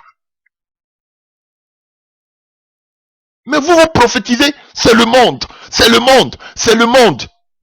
Non. Le rôle du prophète, c'est l'église. Alléluia, comme dans l'église d'Antioche. Donc, s'il n'y a pas d'église, s'il n'y a pas de prophète d'une assemblée, priez pour que Dieu vous donne un don de prophétie. Voilà. Et quand le don de prophétie va venir du véritable, je parle d'un véritable don qui vient de Dieu, Dieu va se servir de ce don-là, en l'absence d'un prophète dans l'assemblée, pour vous diriger, pour vous faire grandir dans la foi, parce que généralement la prophétie révèle des mystères cachés, révèle l'état des cœurs, et cela met la crainte dans l'église. Mais malheureusement, la prophétie même, on l'écoute même plus dans l'église. Voilà. C'est regrettable. Alléluia. Donc, la prophétie, c'est un don de charisme. Voyons 1 Corinthiens, on va voir deux passages. 1 Corinthiens 12, 10 et 1 Corinthiens 12, 28. 1 Corinthiens 12, verset 10. Voilà. Alléluia. À un autre, il a donné de faire des miracles. À un autre, il reçoit une activité. On parle de dons, hein. Une activité prophétique. Alléluia. Voilà. On parle des des dons spirituels. Alléluia. Alléluia. Maintenant, alléluia, vous voyez comme dit, et comme on appelle Moïse, il veut que toute l'église, tout le peuple prophétise, soit des prophètes. Parce que le rôle du prophète, c'est de prophétiser. Alléluia. Ce n'était pas donné à n'importe qui de prophétiser, à moins que l'Esprit de Dieu descende sur toi. Mais aujourd'hui, la prophétie devient un don que tout le monde peut avoir si tu demandes, si tu aspires. Paul nous dit à 1 Corinthiens 14. Alléluia. Dans l'Ancien Testament, c'était un choix de Dieu. Mais maintenant, sous l'Église, voici la grâce, c'est un don. Et tout le monde peut prophétiser. Seulement que si tu aspires, tu demandes à Dieu de t'utiliser. Alléluia. Mais il donne comme il veut. Alléluia. Tu peux demander le don de prophétie. Seigneur, je veux te servir. Mais il peut te donner un autre don. Mais ce que je veux dire que on peut aujourd'hui, seulement qu'en aspirant, être rempli de la puissance de Dieu. Alléluia. Dieu peut te baptiser du Saint-Esprit. Ce qui n'était pas possible dans l'Ancien Testament. Parce que dans l'Ancien Testament, dans l'Ancienne Alliance, c'est Dieu lui-même qui vient et qui te choisit. Comme il dit à Élie, va, tu vas oindre Élisée pour qu'il soit ton successeur. Mais aujourd'hui, dans l'église, sous la grâce, alléluia, tu peux recevoir cette grâce seulement qu'on appelle en désirant, en aspirant, en étant zélé. Tu demandes à Dieu de t'utiliser, de te remplir de sa puissance, il peut te donner des dons. Mais alors que dans l'Ancienne Alliance, c'était son choix. Mais aujourd'hui, tout le monde a accès si tu demandes. Voilà la différence. Donc, dans l'église là, voici le classement. Alléluia. 1 Corinthiens 12, verset 28. Les premiers dans l'église là, alléluia, ce sont les apôtres. Les deuxièmes, ce sont les prophètes. Les troisièmes viennent les enseignants. Ainsi de suite. Alléluia. Donc, dans l'église, les apôtres, c'est le fondement. Alléluia. Il peut faire des églises, mais vous allez voir que la plupart des prophètes, des apôtres, c'est pas de... Aujourd'hui, vous baptisez des temples aujourd'hui par connaissance, parce que vous avez de la communication, parce que vous avez beaucoup de moyens, vous êtes financé. C'est pas ça, un apôtre. Un apôtre, c'est la doctrine. Il est caractérisé par la doctrine. Alléluia. Et les prophètes maintiennent l'église, comme on appelle, la plupart des prophètes sont des enseignants. Ils maintiennent l'église dans la crainte de Dieu. Parce que lorsqu'il y a un péché, le prophète ne va pas rater ça. Alléluia. Et généralement, on voit que la plupart des apôtres, des prophètes, étaient des enseignants. Regardez ici, en Acte 13, à partir du verset 1, on nous dit, il y avait alors dans l'église d'Antioche des prophètes et des enseignants. On ne dit pas qu'il y avait des apôtres. Parce que la plupart des apôtres, ils étaient tous à Jérusalem, de leur temps. Voilà pourquoi aujourd'hui, beaucoup disent que les prophètes, les apôtres n'existent plus. Parce que eux, ils font allusion aux 12 apôtres de Jésus-Christ. Mais, il y avait les apôtres de l'Ascension. Voilà, on a déjà fait un enseignement dessus. Alléluia. Chers frères et sœurs. Donc, dans cette église, donc, qu'on appelle à l'absence des apôtres, on voit que les premiers qui étaient là, c'était les prophètes. Et ensuite, venant des enseignants. Des docteurs qui sont généralement des pasteurs. Donc, les prophètes étaient au-dessus, alléluia, des pasteurs, des enseignants. Et Paul était un prophète. En même temps aussi, il était un enseignant. Alléluia. Donc, vous voyez, prophète, il y a toujours enseignant. Alléluia. Chers frères et sœurs. Juste à côté, nous prenons Acte 15. Alléluia. Après la conférence de Jérusalem. Alléluia. On voit ici à partir de Acte 15, à partir du verset 30. On laissa partir les délégués et ils se rendirent à Antioche. Alléluia. Après la lettre que les apôtres ont émise. Il réunit l'ensemble des croyants et leur remit la lettre. On l'a lu et tous se réjouissent de... Vous voyez, il y avait des différents. Et qui a donné la solution? Alléluia. C'était les apôtres. C'était les apôtres qui pouvaient donner la solution doctrinale. Alléluia. Et tout dans l'église, toi qui te disais, croyant, vous devez obéir à cette loi-là, à cette parole. Donc, il y avait des lettres qu'on envoyait dans toutes les communautés. venait de Jérusalem, écrit par qui? Par les apôtres, qui étaient ces prophètes. Pourquoi chaque communauté n'a pas pris la résolution? Mais c'était les apôtres qui étaient ces prophètes qui avaient cette amabilité, cette responsabilité, alléluia, de pouvoir donner le verdict final. Alléluia. Voilà. Donc, à 15, verset 30, on laissa partir les délégués et il se rendit à Antioche. Il réunit l'ensemble des croyants et il remit la lettre. On l'a lu et tous se réjouirent de l'encouragement qu'ils trouvaient. Comme Jude et Silas étaient eux-mêmes prophètes, ils parlaient longuement aux frères pour les encourager et affermir dans la foi. Vous avez vu, il les encourageait et il les affermit dans la foi par l'enseignement. Ils restaient là un certain temps. Puis les frères leur souhaitaient bon voyage. Ils les laissaient retourner auprès de ceux qui les avaient envoyés. Silas, cependant, trouva bon de rester à Antioche, de sorte que Jude rentra seul à Jérusalem. Paul et Barnabas restaient à Antioche, continuant avec beaucoup d'autres à enseigner et annoncer la parole du Seigneur. Barnabas prophète, Paul prophète, Silas prophète, qu'est-ce qu'ils faisaient? Ils enseignaient l'église. Tout bon prophète est un enseignant. Mais on n'enseigne pas des balivernes comme ces faux prophètes aujourd'hui. On enseigne des choses relatives à la parole de Jésus et des apôtres. Mais on vous parle aujourd'hui de tout et de rien. Ils vous emballent au fait. Vous voyez, c'était tous des enseignants. Et vous allez voir qu'à la suite, on voit que Paul va se séparer de Barnabas. Il va maintenant avec Silas. Alléluia. Voilà. Et on voit ici, à partir du verset 39, leur désaccord fut si profond qu'il se séparait Barnabas emmenant Marc avec lui. Alléluia. Lui qui a écrit l'évangile Saint Marc, comme vous dites Saint Marc, et s'embarqua pour Chypre. Paul de son côté choisit Silas et partit avec lui après avoir été confié par les frères à la grâce du Seigneur. Il parcourut la Syrie et la Cilicie en fortifiant les églises. Paul se rendit ensuite en Derbe, puis en Lys. Il trouva aussi Timothée, ainsi de suite. Alléluia. Voilà. Et on sait qu'ils sont arrivés. Plus tard, on voit que ils sont arrivés à Philippe. Alléluia. Voilà. Les Macédoniens.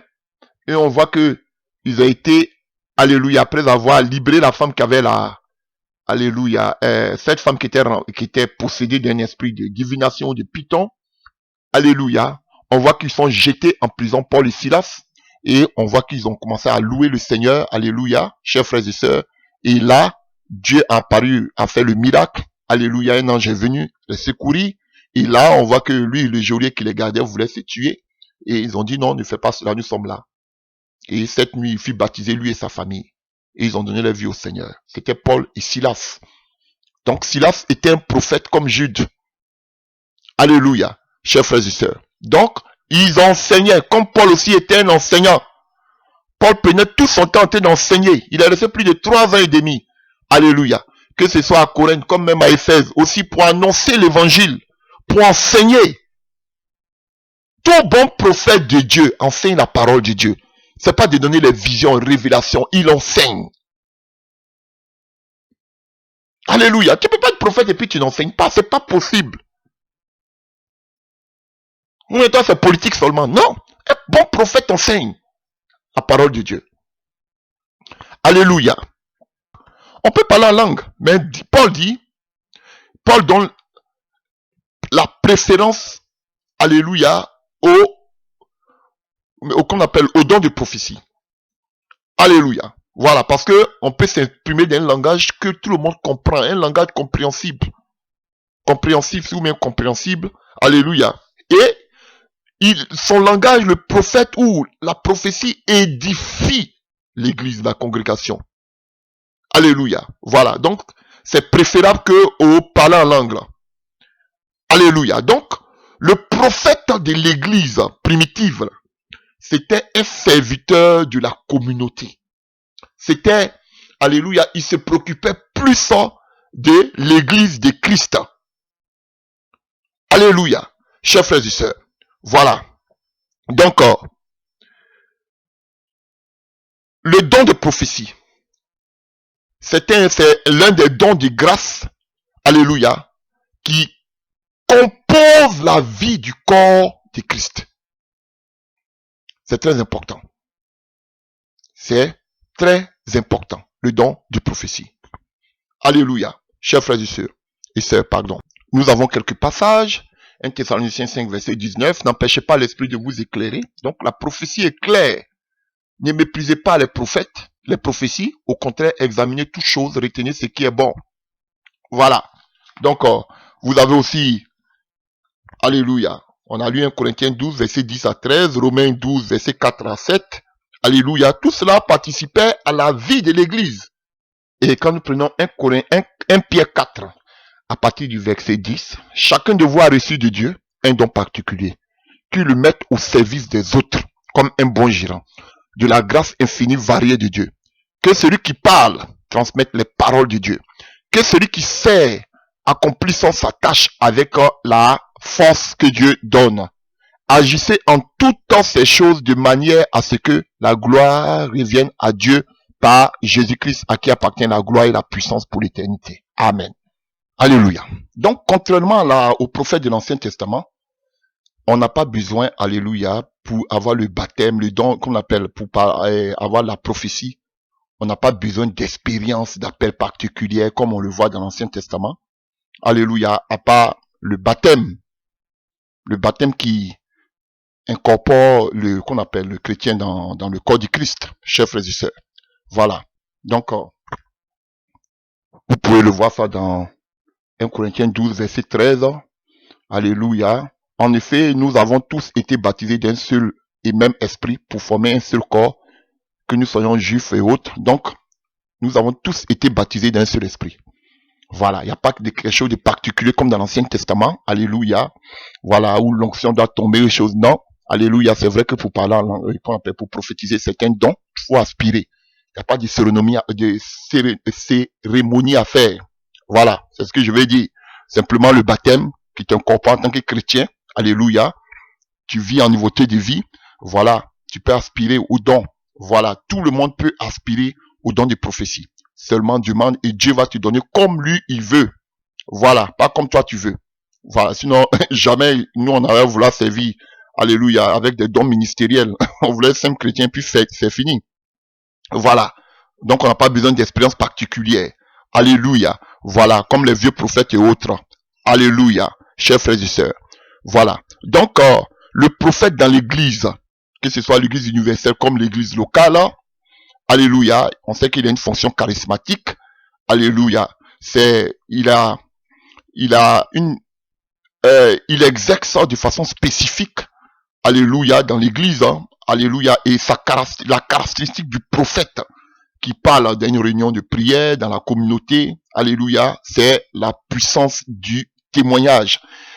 Un prophète d'une église locale, comme vous voulez, il révèle les secrets du cœur de l'incroyant, ou bien même ça peut être aussi de quelqu'un qui se dit chrétien, qui cache peut-être des choses dans le cœur. Alléluia. Voilà. Il révèle, alléluia, les secrets du cœur. Alléluia. À la présence de la puissance du Dieu vivant.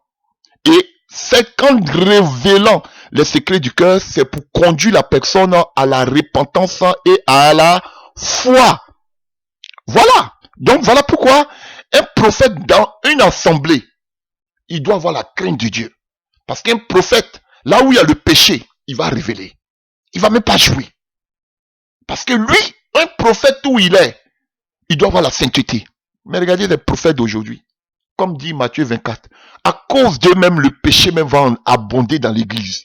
Alors qu'un véritable prophète de Dieu, où il est dans une assemblée, il doit avoir vraiment la sainteté. Parce que le cœur des gens là est dévoilé, les actions sont dévoilées, pas pour faire du one-man show, pour montrer aux gens, mais pour qu'il y ait la crainte de Dieu. Mais regardez ceux-là aujourd'hui.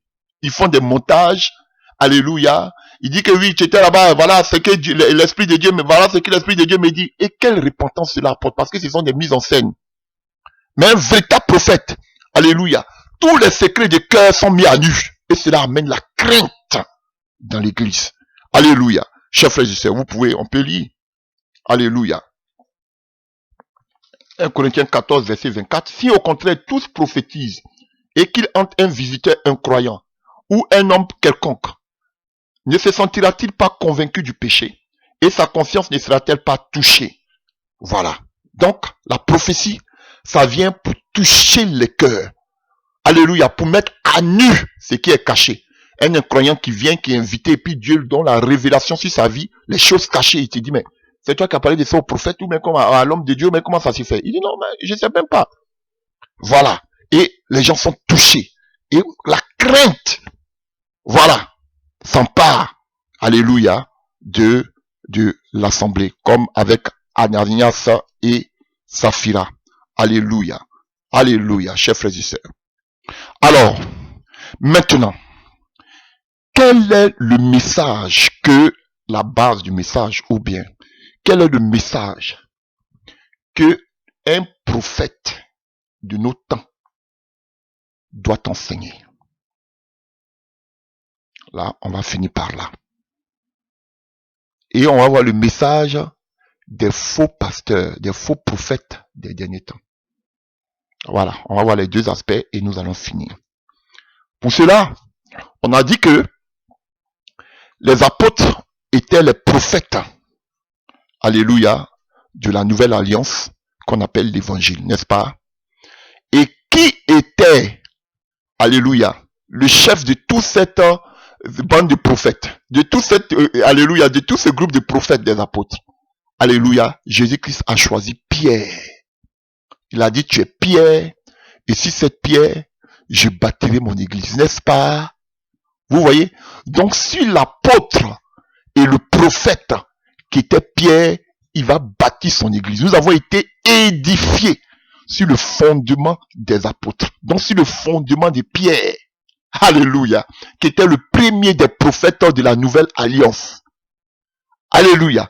Et c'est ce Pierre-là à qui a été donnée cette responsabilité, cette lourde responsabilité d'annoncer le premier message prophétique.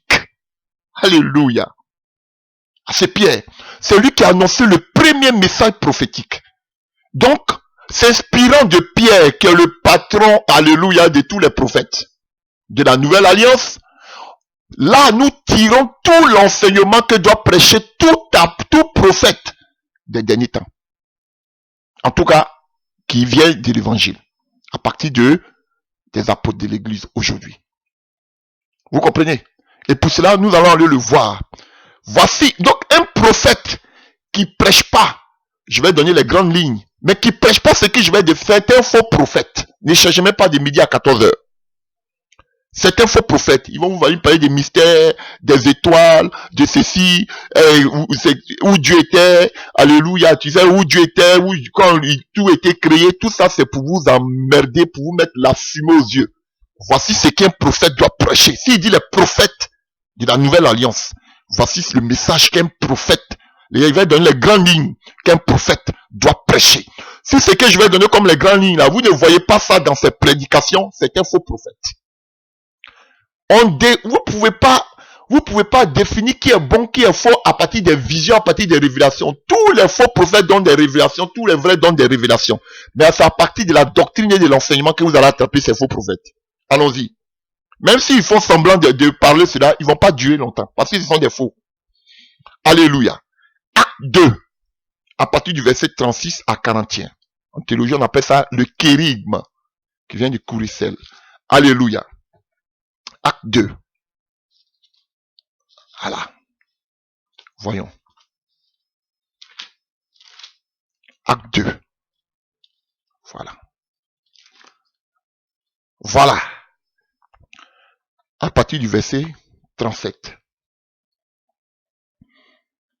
Alléluia.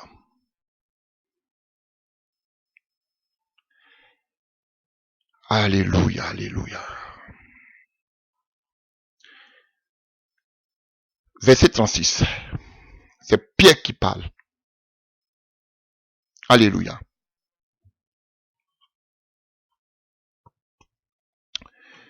Je suis en train de voir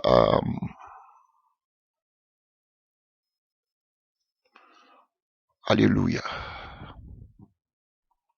Prenons à partir du verset 29. Mes frères, permettez-moi de vous parler franchement. Le patriarche David est bel et bien mort et enterré. Son tombeau existe encore ici, aujourd'hui. Mais il était prophète. Et il savait que Dieu lui avait promis, sous la foi du serment, de faire asseoir sur son trône un descendant, un de ses descendants. Ainsi, il a entrevu par avance la résurrection du Christ. Et c'est d'elle qu'il parle en disant que Dieu ne l'abandonnera pas dans le séjour des morts et qu'il ne laissera pas son corps se décomposer. Dieu a ressuscité des morts. Alléluia. C'est Jésus. Je parle. Nous en sommes tous témoins. Ensuite, il a été élevé pour siéger dans la droite de Dieu. Et maintenant, comme Dieu l'a promis, il a reçu du Père l'Esprit Saint et il a répandu sur nous. C'est là ce que vous voyez et entendez. En effet, David, lui, n'est pas monté au ciel, mais il a dit, le Seigneur a dit à mon Seigneur, viens siéger à ma droite jusqu'à ce que j'ai mis tes ennemis sous un escabeau, sous ses pieds. Voici donc ce que tout le peuple d'Israël doit savoir. Avec une entière certitude, Dieu a fait Seigneur et Messie. C'est Jésus que vous avez crucifié. Alléluia. Voilà. Vous qui partez en Israël matin, midi, soir. Là. Allez-y dire, alléluia, que au peuple d'Israël que Jésus-Christ est le Mashiach. Qu'il est le Christos. Allez-y leur dire ça.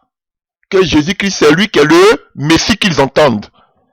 Alléluia. Voilà. Donc, les premiers croyants, le discours toucha profondément ceux qu'il avait entendus. Et il demandait à Pierre et aux autres apôtres, frères, que devons-nous faire? Pierre lui répondit, changez et que chacun de vous fasse baptiser au nom du Seigneur Jésus pour que les péchés vous soient pardonnés. Alors vous recevrez le don du Saint-Esprit. Car la promesse est pour vous, pour vos enfants et pour ceux qui vivent dans les pays lointains. Tous ceux que le Seigneur notre Dieu fera venir à lui. Pierre continua avec insistance à leur adresser d'autres paroles pour les persuader et il les encourageait en leur disant, recevez le salut, séparez-vous de cette génération dévoyée. Ceux qui acceptaient les paroles de Pierre et furent baptisés et en ce jour-là, environ 3000 personnes furent ajoutées au nombre de croyants. Dès lors, il s'attachait à étudier assidûment l'enseignement des apôtres. Donc vous voyez, les apôtres qui étaient les prophètes, ils enseignaient. Alléluia. Vous connaissez le passage, vous pouvez continuer. Voilà, la communion, ainsi de suite, rompre le pain. Alléluia. Donc, il demeurait dans l'enseignement des apôtres qui étaient ces prophètes. Un prophète enseigne l'église. Ils n'enseignaient pas les païens. Ils ne donnaient pas des révélations aux païens, mais ils enseignaient l'église. Un véritable prophète de Dieu enseigne l'église. Il édifie l'église. Il fait grandir l'église dans la foi par les enseignements. C'est pas de donner vision, révélation. Tout bon prophète est un enseignant. Oui, je répète. Et je sais où vous voulez en venir, mais alléluia. Tout bon prophète de Dieu est un enseignant. Alléluia. Donc, égrenez un peu. Donc, ici, dans son message, son premier message, alléluia, chers frères et sœurs, vous voyez, on dit les premiers croyants. Voilà. La première des choses que, alléluia, Pierre annonce, on dit le discours toucha profondément ceux qui avaient entendu ce discours. Il disait, frère, que devons-nous faire? Pierre leur répondit en tant que prophète. En tant que prophète, voici l'enseignement du prophète. Alléluia. D'abord même, il a parlé de Jésus-Christ de Nazareth. Il dit, il s'adresse au peuple d'Israël. Eux, ce qui les concernant le Seigneur, c'était de savoir si Jésus était le Messie ou pas. Et Pierre dit avec certitude que vous, regardez à partir du verset 36, voici donc ce que tout le peuple d'Israël, pas l'église, doit savoir avec une entière certitude. Dieu a fait Seigneur et Messie, c'est Jésus que vous avez crucifié. Donc, pour Israël, si on doit leur amener un message, c'est de leur dire que Jésus-Christ est le Messie. Ça, c'est pour Israël. Alléluia. Voilà. Et au début ici, on nous dit quoi? Que Jésus-Christ a été crucifié, il est mort, il est ressuscité. Verset 32. Dieu a ressuscité des morts, c'est Jésus. Donc, on doit prêcher la résurrection de Christ. Voilà pourquoi David, qui était un prophète, a dit, sachant que Jésus allait venir, le Messie, il dit, il ne va pas rester longtemps dans le séjour des morts. Parce qu'il sait que tout enfant de Dieu quittera de là, du séjour des morts, à la nouvelle, à qu'on appelle au sein d'Abraham, du père Abraham. Voilà, chers frères et sœurs. Donc, il prêchait déjà la vie après la mort. David, un prophète, il avait déjà cette vision. On doit prêcher Jésus-Christ ressuscité. Bon, comme faux prophète, tout le monde dit que Jésus-Christ est ressuscité. Alléluia. Bon, comme faux prophète, tout le monde sait qu'il y a l'enfer, il y a paradis. Tout le monde sait ça. Mais, maintenant, ce qui concerne les premiers croyants. Voilà, on a dit aussi ce qui concerne Israël. C'est-à-dire, il dit que Jésus-Christ est le Mashiach. Maintenant, ce qui concerne les premiers croyants, il est dit quoi? Changez et que chacun de vous soit baptisé au nom du Seigneur Jésus-Christ de Nazareth. Tout bon prophète de Dieu, alléluia, chers frères et sœurs, doit parler de la nouvelle naissance. Il dit de changer de vie. Il ne dit pas rester dans vos péchés et puis vous allez partir. On doit changer de vie. Tout bon prophète doit parler de la nouvelle naissance. Vous savez pourquoi c'est important? Parce que regardez ici. Alléluia. Jésus-Christ a dit, si tu n'es né de nouveau, tu ne peux pas, il a dit à Nicodème, tu ne peux pas voir le royaume des cieux. Donc, on doit naître de nouveau. Tout prophète de Dieu doit prêcher sur la nouvelle naissance. Parce que sans la nouvelle naissance, on ne peut pas être sauvé. On ne peut pas être sauvé. Alléluia. Et vous voyez, Jésus même le dit ici, en Matthieu 24, que vous connaissez. Alléluia. C'est important. C'est comme ça que vous allez les attraper. Matthieu 24. Alléluia. À partir du verset 11. Matthieu 24 à partir du verset 11. De nombreux faux prophètes surgiront et ils tromperont beaucoup de gens. Parce que le mal ne cessera de s'accroître. L'amour du plus grand nombre se refroidira.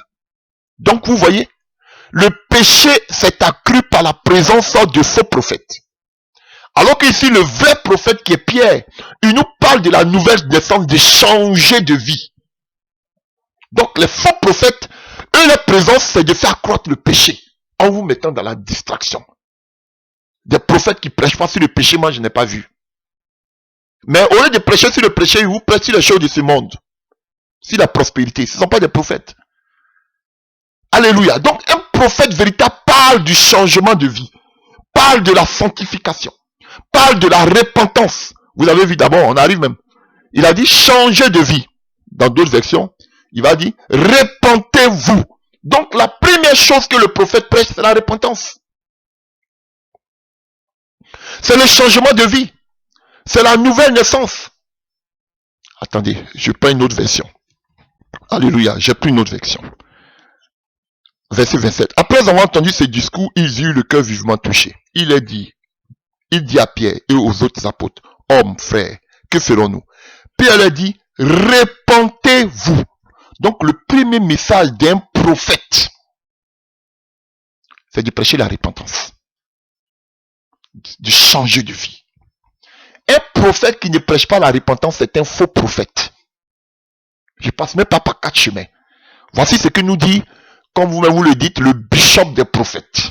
Alléluia. Alléluia. Pétrus.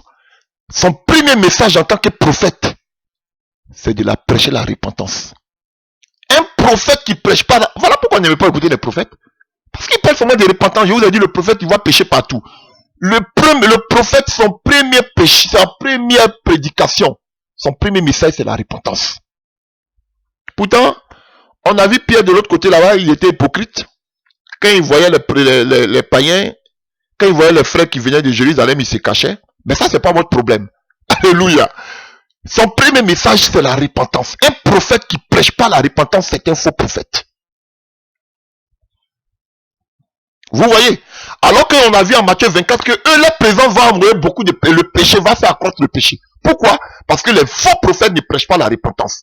Mais si tous les prophètes prêchaient la repentance, mais le péché n'allait pas s'accroître. Ça veut dire qu'ils ne prêchent pas la repentance. Voilà pourquoi dans les derniers temps, comme Jésus l'a dit, le péché va s'accroître par la venue de ces faux prophètes. Ils vous mettent dans la distraction, faire action prophétique, faire ceci, la prospérité, Dieu te localise, des bêtises, je me retourne dans ton village, mais ils ne vous prêchent pas la repentance. C'est la marque d'un vrai prophète. Alléluia. Alors, Pierre continue. Alors maintenant, baptisé au nom de Jésus-Christ. Tout prophète de Dieu sait que Jésus-Christ est Dieu. Un prophète qui vient vous dire qu'il y a Dieu le Père, Dieu le Fils, Dieu le Saint-Esprit, c'est pas un prophète de Dieu, c'est un trinitaire. Dieu s'est pas révélé à lui. Tout prophète de Dieu, même les Moïse, les Abraham, alléluia, ils ont vu Dieu. Ils n'ont pas vu Saint-Esprit à côté, ils n'ont pas vu Père à côté. Abraham a eu Dieu, on parle même de Moïse, qui était même avec Dieu. Alléluia. On parle même de David ici. Alléluia, en acte 2. On dit David même a su. Il a dit son Seigneur n'a qu'à venir s'asseoir. Il a vu. Donc tout prophète de Dieu, on voit tous les prophètes, les Ézéchiel, les Jérémie, tout cela, on voit les gens, ils ont vu tous Dieu. Ils ont vu que Dieu est une personne. Ils ont vu que Dieu, il a la chair. Ils ont vu Dieu assis sur le trône. Alléluia. Donc, tout bon prophète sait que Jésus-Christ est Dieu. Un prophète qui va venir te dire qu'il y a Dieu le Père, Dieu le Fils, Dieu le Saint-Esprit, c'est un faux prophète. Parce que Dieu se révèle à toi. Il va venir te dire s'ils sont trois ou pas. Voilà. D'où parle l'intimité entre le prophète et son créateur. Alléluia.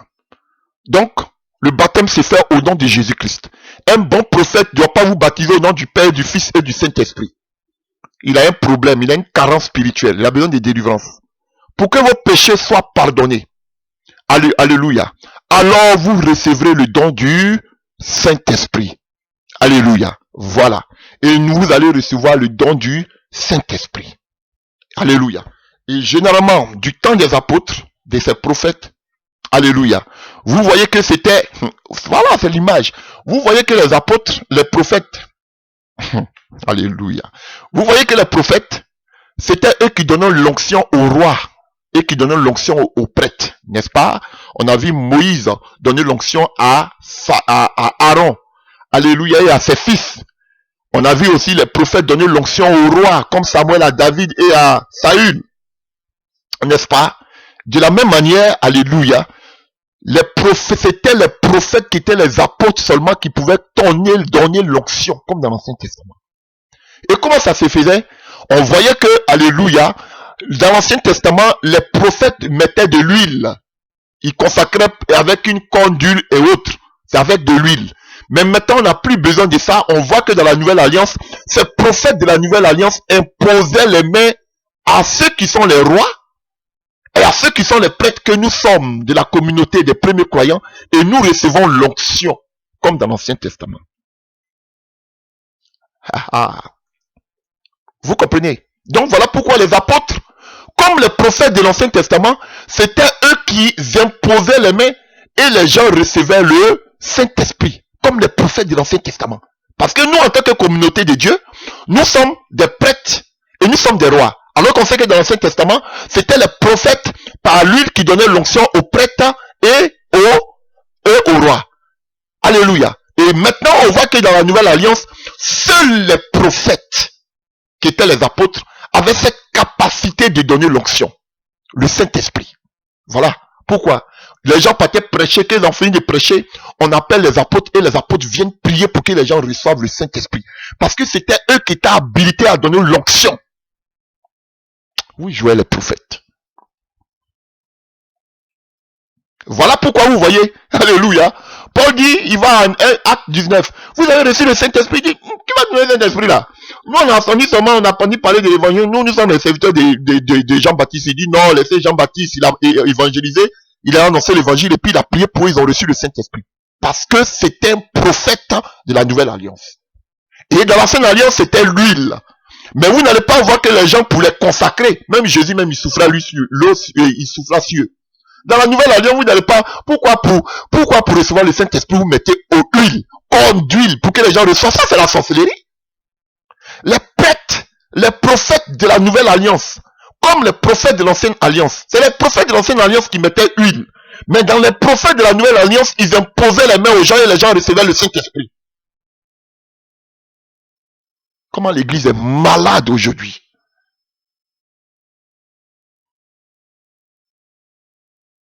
Alléluia. Voilà.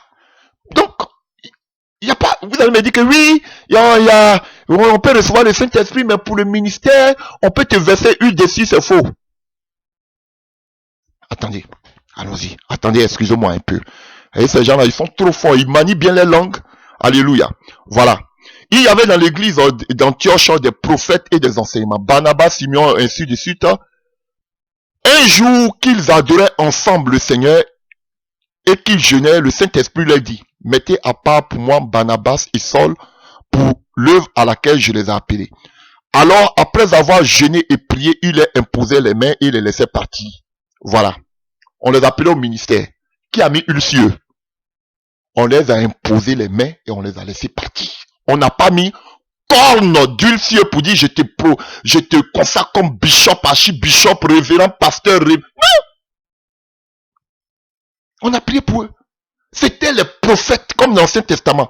Les Élie, les Samuel, eux mettaient huile.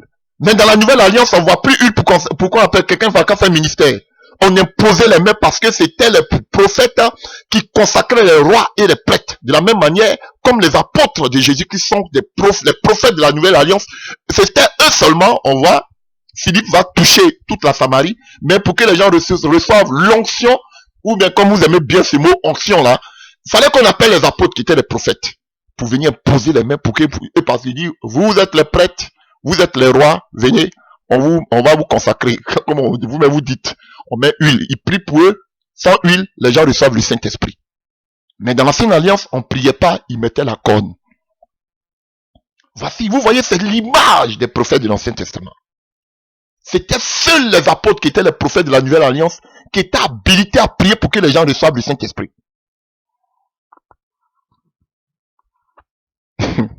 Ah oui, revenons à notre message. Voilà. Donc, on revient à notre passage en acte 2. Alléluia.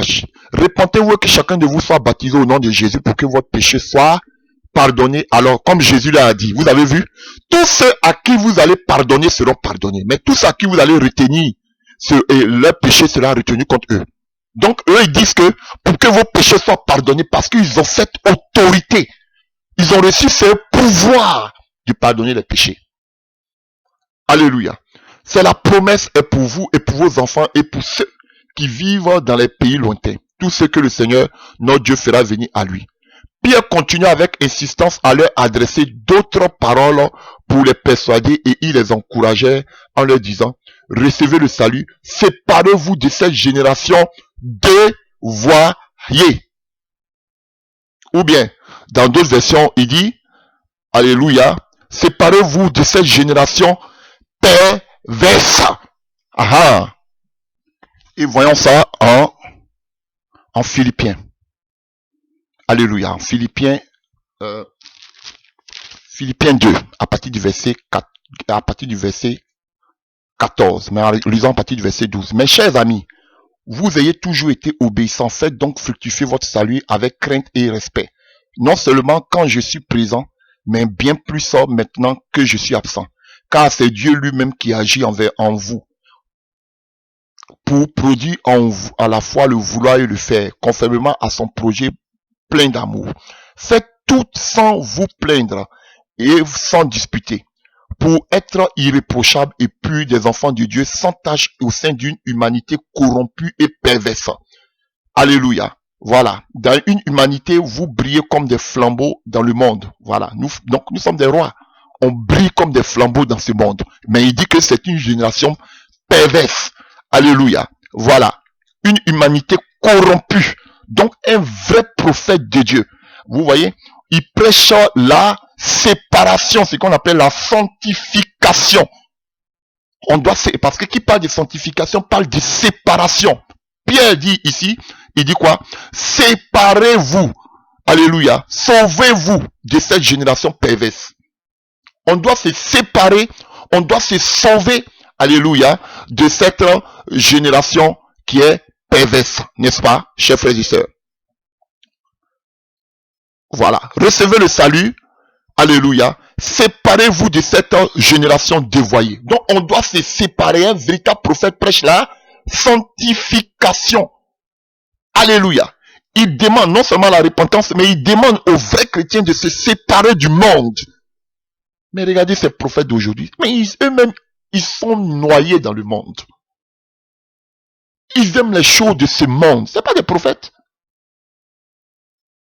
Vous voyez, chers frères et sœurs? Voilà. Il a dit de se séparer. Et vous voyez, ceux qui acceptaient les paroles de Pierre se firent baptiser. Et en ce jour-là, 3000 personnes furent converties. Dès lors, ils s'attachaient à écouter assidûment l'enseignement des apôtres et à vivre en communion avec les autres frères. Donc vous voyez, maintenant, quand vous avez fini de prêcher ce message, vous devez maintenant enseigner l'église. Voici un prophète. En tout cas dans la nouvelle alliance. Alléluia. Il prêche la repentance. Il prêche le baptême. Il prêche, alléluia. Voilà. Il prêche la sanctification. Alléluia. Voilà. Il enseigne l'église. Alléluia. Il parle de la puissance du Saint-Esprit. Ce n'est pas fini. Maintenant, nous partons dans alléluia. Voyons acte 1 à partir du verset 6. Acte 1 à partir du verset 6. Alléluia. Voyons d'abord à partir du verset 4. Jean salue les 7 églises qui sont dans la province d'Asie. Que la grâce et la paix vous soient données de la part de celui qui est, et qui était, et qui vient. De la part des 7 esprits qui tiennent devant son trône. Et de la part de Jésus-Christ, soit le témoin digne de foi. Le premier d'entre les morts et le souverain des rois de la terre. Il nous aime et nous a délivrés de nos péchés par son sacrifice. Verset 6 maintenant. Il a fait de nous un peuple, vous avez vu, de rois. Alléluia, des prêtres. Voilà. Vous voyez, le même thème revient ici. C'est que nous avons vu en Pierre. Donc, on a encore un peuple de rois et de prêtres. Mais ce sont les gens là, alléluia, les apôtres là qui étaient les prophètes. Donc, nous sommes un peuple de rois et de prêtres. Vous voyez ici encore, nous sommes un peuple de rois et de prêtres. Pas un peuple de prophètes. Parce que dans cette figure, les prophètes, c'était seulement les apôtres. Mais le reste du corps de Christ, c'était les prêtres et les rois. Seuls les apôtres étaient les prophètes. Voilà. Donc, à partir du verset 5, que nous dit-il? On prend à partir du verset 3 de Apocalypse 1. Heureux celui qui donne lecture des paroles de cette prophétie. Et ceux qui les entendent et qui obéissent à ce qui est écrit dans le livre, car le temps est proche. Alléluia. Chers frères et sœurs, car le temps est proche. Alléluia. Donc, cette révélation divine, chers frères et sœurs, que Jean reçoit ici, est destinée à susciter une réponse humaine. Le temps est proche. Vous voyez, verset 1, révélation de Jésus-Christ. Cette révélation, Dieu l'a confiée à Jésus-Christ pour qu'il montre à ses serviteurs ce qui doit arriver bientôt. Donc, chers frères et sœurs, un véritable prophète, vous avez vu, il a parlé de cette prophétie. Alléluia. Donc, un véritable prophète aussi parle du temps de la fin. Des choses qui doivent arriver. L'église doit se préparer du retour du Seigneur. Voilà un prophète. Il n'est pas distrait.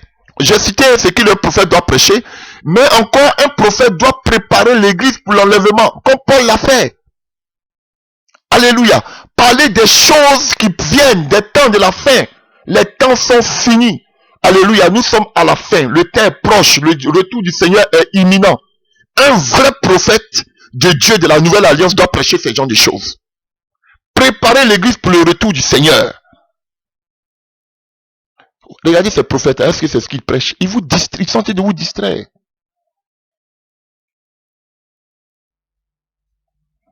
Alléluia. Donc, j'ai parlé en grosso modo, alléluia, de ce que doit prêcher un véritable prophète de Dieu. Alléluia.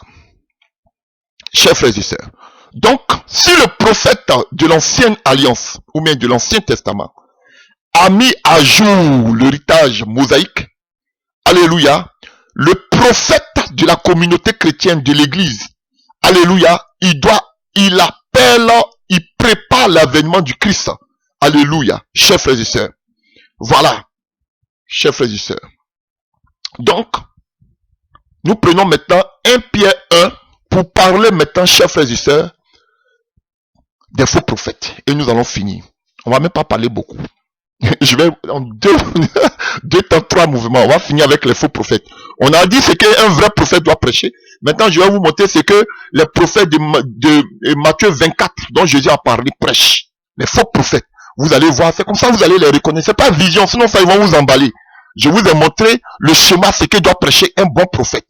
Maintenant, je vais vous montrer ce qu'un bon prophète prêche. Maintenant, de nos jours. Alléluia. Chers frères et sœurs. Donc, pour cela, allons-y simplement à 1 Pierre. 1 Pierre 1, à partir du verset 10. Alléluia. Alléluia. Voyons ce que Pierre nous donne comme enseignement. C'est émouvant. C'est plutôt Pierre, c'est dans 2 Pierre.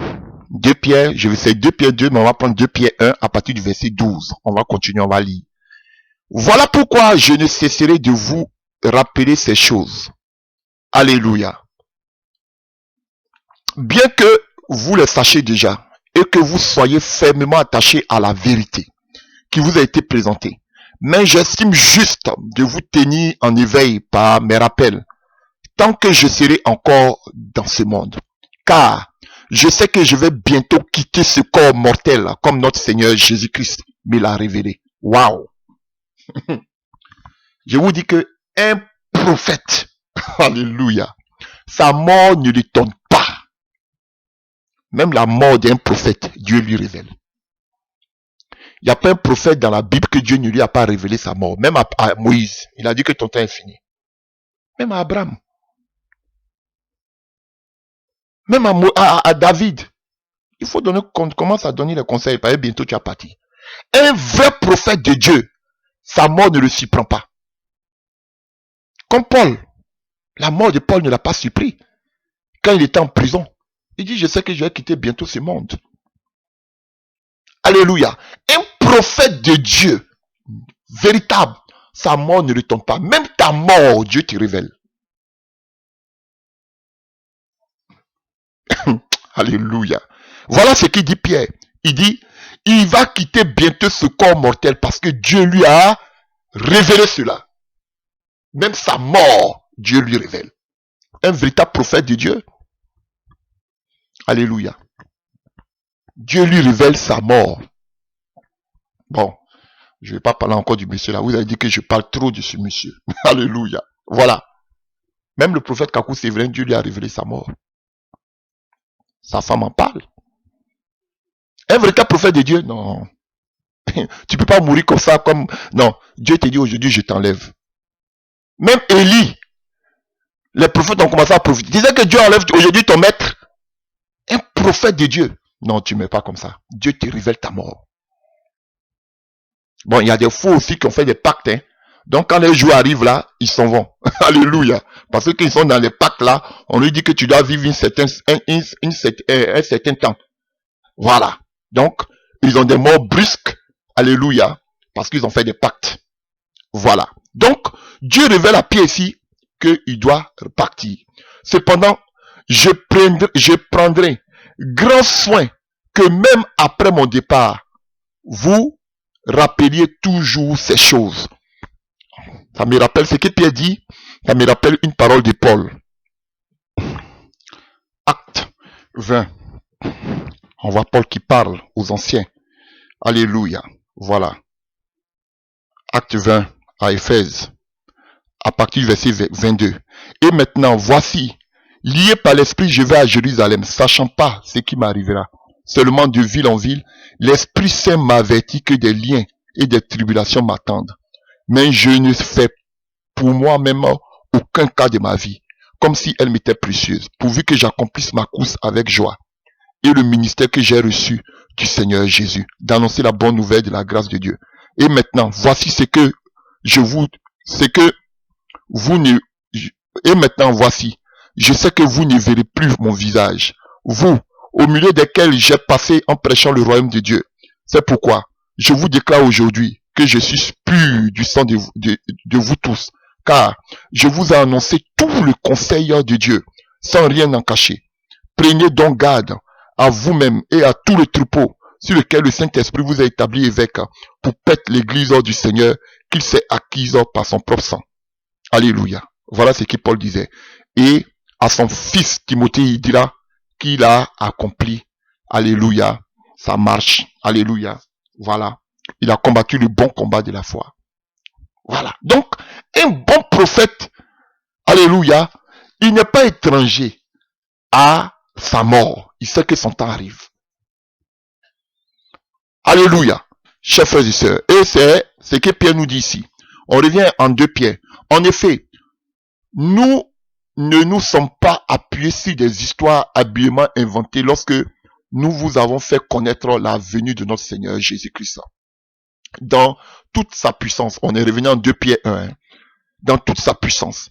Mais nous avons vu sa grandeur de nos propres yeux. Car Dieu, le Père, lui a donné honneur et gloire lorsque sa gloire immense, il lui a fait entendre sa voix qui disait, voici mon fils bien-aimé en qui je fais toute ma joie. Or, cette voix qui était venue du ciel, nous l'avons entendue nous-mêmes, puisque nous étions avec lui sur la sainte montagne. De plus, nous avons la parole des prophètes sur lesquels nous pouvons nous appuyer fermement.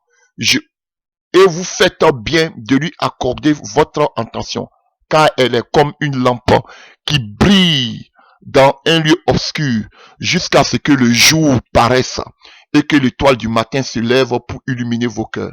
Sachez, avant tout, qu'aucune prophétie de l'écriture n'est le fruit d'une initiative personnelle.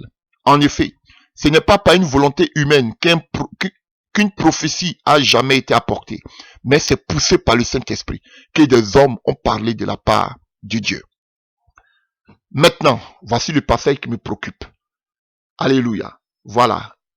2 Pierre 2, verset 1. Autrefois, il y eut des prophètes. Il y eut des prophètes de mensonges parmi le peuple d'Israël. Il en sera de même parmi vous. Donc, Pierre nous dit que dans l'Ancien Testament, il y a eu beaucoup de faux prophètes. De la même manière aussi, dans l'Église, il y aura aussi beaucoup de faux prophètes. Voilà maintenant les caractéristiques pour reconnaître ces faux prophètes dans les derniers temps que nous sommes. Il en sera de même parmi vous. Alléluia. Il n'a pas dit à l'extérieur, mais parmi les chrétiens. Alléluia. Voilà. Voilà ce qu'il dit maintenant. Ces enseignants de mensonges, voilà. Donc, ça veut dire qu'un prophète enseigne. Mais eux, ils vont enseigner des mensonges. Alléluia. Introduisant subtilement parmi vous des erreurs qui mènent à la perdition. Vous voyez? Et on voit que ces enseignants de mensonges, alléluia, sont les correspondants sous la nouvelle alliance. Voilà, de Balaam. Alléluia, qui est présenté comme le chef de file de ces faux prophètes de mensonges. Alléluia, voilà. Donc, c'est pas les mauvaises prédications, les fausses doctrines. Et il dit ici de façon subtile, ils vont introduire des erreurs. Alléluia, qui mènent à la perdition. Aujourd'hui, quel genre de message? Alléluia. Ils vont régner le maître qui les a rachetés. Ils attireront ainsi sur eux une perdition soudaine. Beaucoup de gens, on n'a pas bien dit un peu déjà, beaucoup de gens les suivront dans leur immoralité.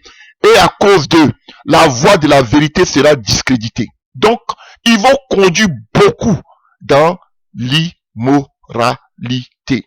Et qui parle de l'immoralité, on fait allusion à Balaam, qui a conduit tout le peuple d'Israël, alléluia, dans la fornication, dans la débauche sexuelle. Alléluia. Voilà. Qui a conduit tout le peuple de Dieu, chers frères et sœurs, voilà, dans l'idolâtrie. Chers frères et sœurs, c'est ce que aujourd'hui vous voyez. Vous voyez ces prophètes-là, aujourd'hui, ils se croient rusés. Ils se disent qu'ils sont contre le divorce, n'est-ce pas? Mais pourquoi ils n'enseignent pas la fidélité?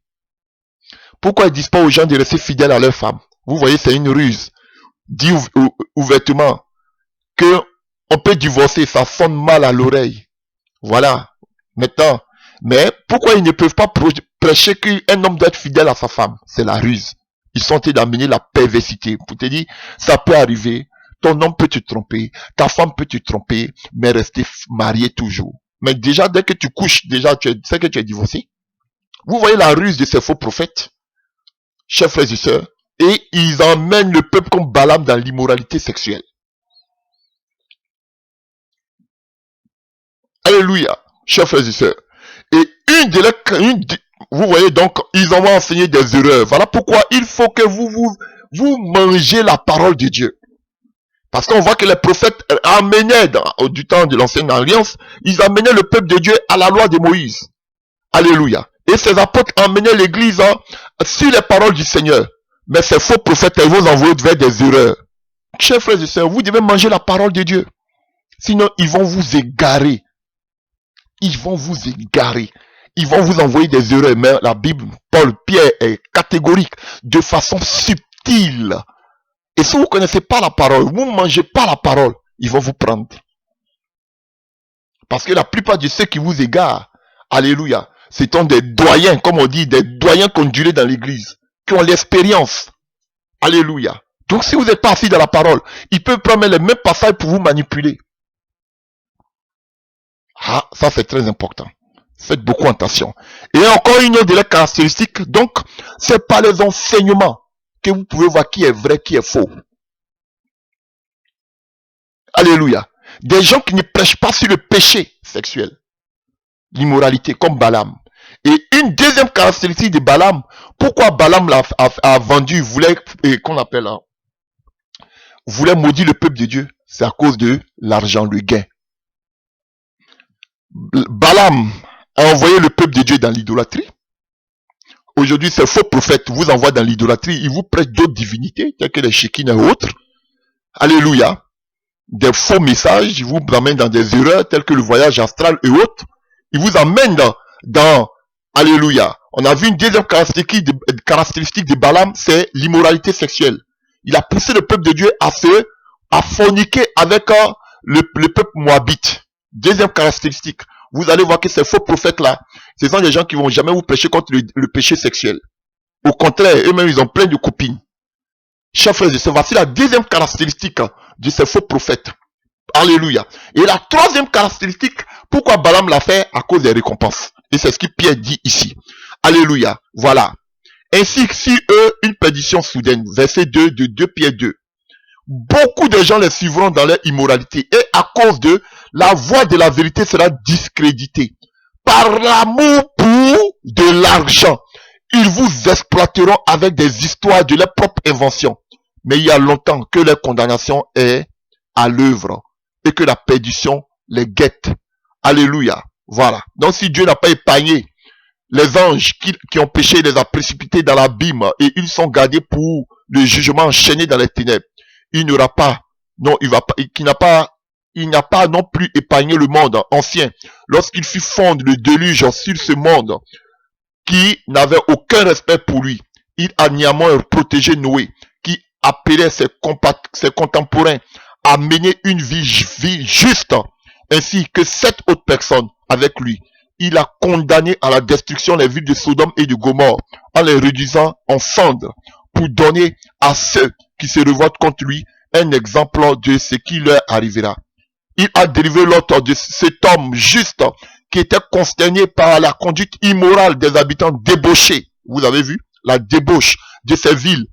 Et car en les voyant vivre, en les entendant parler, cet homme juste qui vivait au milieu d'eux était tourmenté jour après jour dans son cœur intègre à cause de eux, leurs agissements criminels. Les débauches, ici on parle de l'homosexualité. Regardez aujourd'hui ces prophètes-là, mais ce sont des homosexuels. Voilà. Et on nous dit ici, troisième caractéristique, l'amour de l'argent. L'amour de l'argent. Voici ces faux prophètes. Aujourd'hui, ils ont pris cela pour faire un message, un thème, la prospérité. Dieu bénit, Dieu élève, Dieu te positionne dans ta destinée prophétique. Ils ne parlent pas des messages prophétiques, ils sont dans destinée prophétique. Dieu t'élève, tu dois dominer sur ce monde. Tu dois dominer les nations. Dieu ne nous a pas appelés à dominer les nations. Jamais. Il a dit ça à Adam et Ève. Jésus nous a dit que nous sommes la lumière du monde. Et Jésus-Christ, sa parole est la lumière. Nous devons amener le message de sa parole au monde. Il nous a pas dit de dominer sur le monde. Alléluia. Voilà comment il manipule la parole et puis il vous donne. Alléluia, chers frères et sœurs. Regardez aujourd'hui, la gloire. Tous ces faux prophètes la prêchent la gloire, l'argent, les bénédictions matérielles de ce monde. Voici ces faux prophètes. Ils prêchent le développement personnel, le bien-être sur terre. Ce sont des motivateurs, ce sont des coachs. Regardez-les. Ce sont des faux prophètes. Alléluia. Vous avez vu ce que Pierre a prêché? Et voilà, c'est même Pierre encore qui vient dénoncer encore les faux prophètes. Parce que lui-même c'est un prophète. Alléluia. Il nous dit ce qu'un prophète authentique de Dieu doit prêcher. Et il nous dit ce que ces faux prophètes prêchent. Et il parle de leur destinée finale. Ils ne seront pas sauvés. Ah oui? Ils ne sont pas sauvés, ces faux prophètes-là. Alléluia. Comme ils savent qu'ils ne seront pas sauvés, voilà pourquoi ils veulent amener une multitude avec eux. Et il nous donne une caractéristique ici. Pierre nous dit que, alléluia, dans 2 Pierre 2, à partir du verset 2, beaucoup de gens les suivront dans leur immoralité. Alléluia. Voilà. Beaucoup de personnes, et c'est ce que Jésus a dit. Alléluia. Ils séduiront beaucoup de personnes. Pierre reprend cela aujourd'hui. Frère, c'est grave. Et si tu es séduit par un faux prophète, que tu suis un faux prophète, tu iras à l'enfer comme lui. Tu vas dire que non, c'est son alliance entre lui et Dieu. Non, tu dois avoir le discernement pour savoir que c'est un faux prophète. Alléluia. Vous voyez, David avait péché, mais tout le peuple de Dieu a payé les pots cassés à cause du péché de David. Ah. Alléluia. Donc faites beaucoup attention. Donc je viens dégrainer cela. Le message que doit prêcher un bon prophète, les messages que prêchent les faux prophètes. Donc c'est à vous mettant à la lumière de la parole de voir tout ce que je vous ai égrené. Ici c'est le bishop, comme vous-même vous le dites, des prophètes, qu'on appelle Pierre. C'est lui qui nous dit ce que doit prêcher un bon prophète, ce que prêche un mauvais prophète. Voilà. Il nous a fait la liste. Le faux prophète, il vous amène dans l'idolâtrie. Allez, des actions prophétiques. On vous amène dans l'idolâtrie. Prends ceci, prends cela, prends huile, prends l'eau. Viens, on va te faire le lavage de bain. Tout ça, c'est l'idolâtrie. Le faux prophète, il ne met pas l'accent sur les péchés qu'on appelle les péchés immoraux. Tels que l'homosexualité, tels que l'impudicité, l'adultère. Ça, c'est pas les problèmes. Voici les faux prophètes, comme Balaam. Les faux prophètes, ce sont des gens qui prêchent le bien-être, la gloire de ce monde, l'argent, alléluia, la prospérité et autres. Ça, ce sont les faux prophètes. Si tu vois un prophète qui prêche ce genre de choses, mon ami, sors de là. Et Pierre est catégorique ici. Alléluia. Voilà. Donc, ils suivront beaucoup de personnes dans leur immoralité à cause de la voie de la vérité sera discréditée. Par amour de l'argent, ils vous exploiteront par des histoires de leur propre invention. Alors qu'un vrai prophète doit prêcher l'évangile des apôtres et de Jésus. Mais eux, ils ont leur invention. Ils vous prêchent, ils ont ces thèmes qui n'ont rien à voir avec l'évangile. Ils vous embrouillent. Ils vous parlent de mythologie. Ils vous parlent de qu'on appelle des astres et autres. Voilà. Des démons. Frère, revenons à l'évangile. Et ils vous exploitent. Pardon, ils vous exploitent. Pardon. Ils vous dépouillent. Voici ces faux prophètes. On va vous vendre l'eau. On va vous vendre huile. On va vous vendre quoi? Je ne sais quoi. Alléluia. Donc, chers frères et sœurs, voilà, on va s'arrêter pour aujourd'hui ici. Sur ce, que Dieu vous bénisse au nom de Jésus. Amen.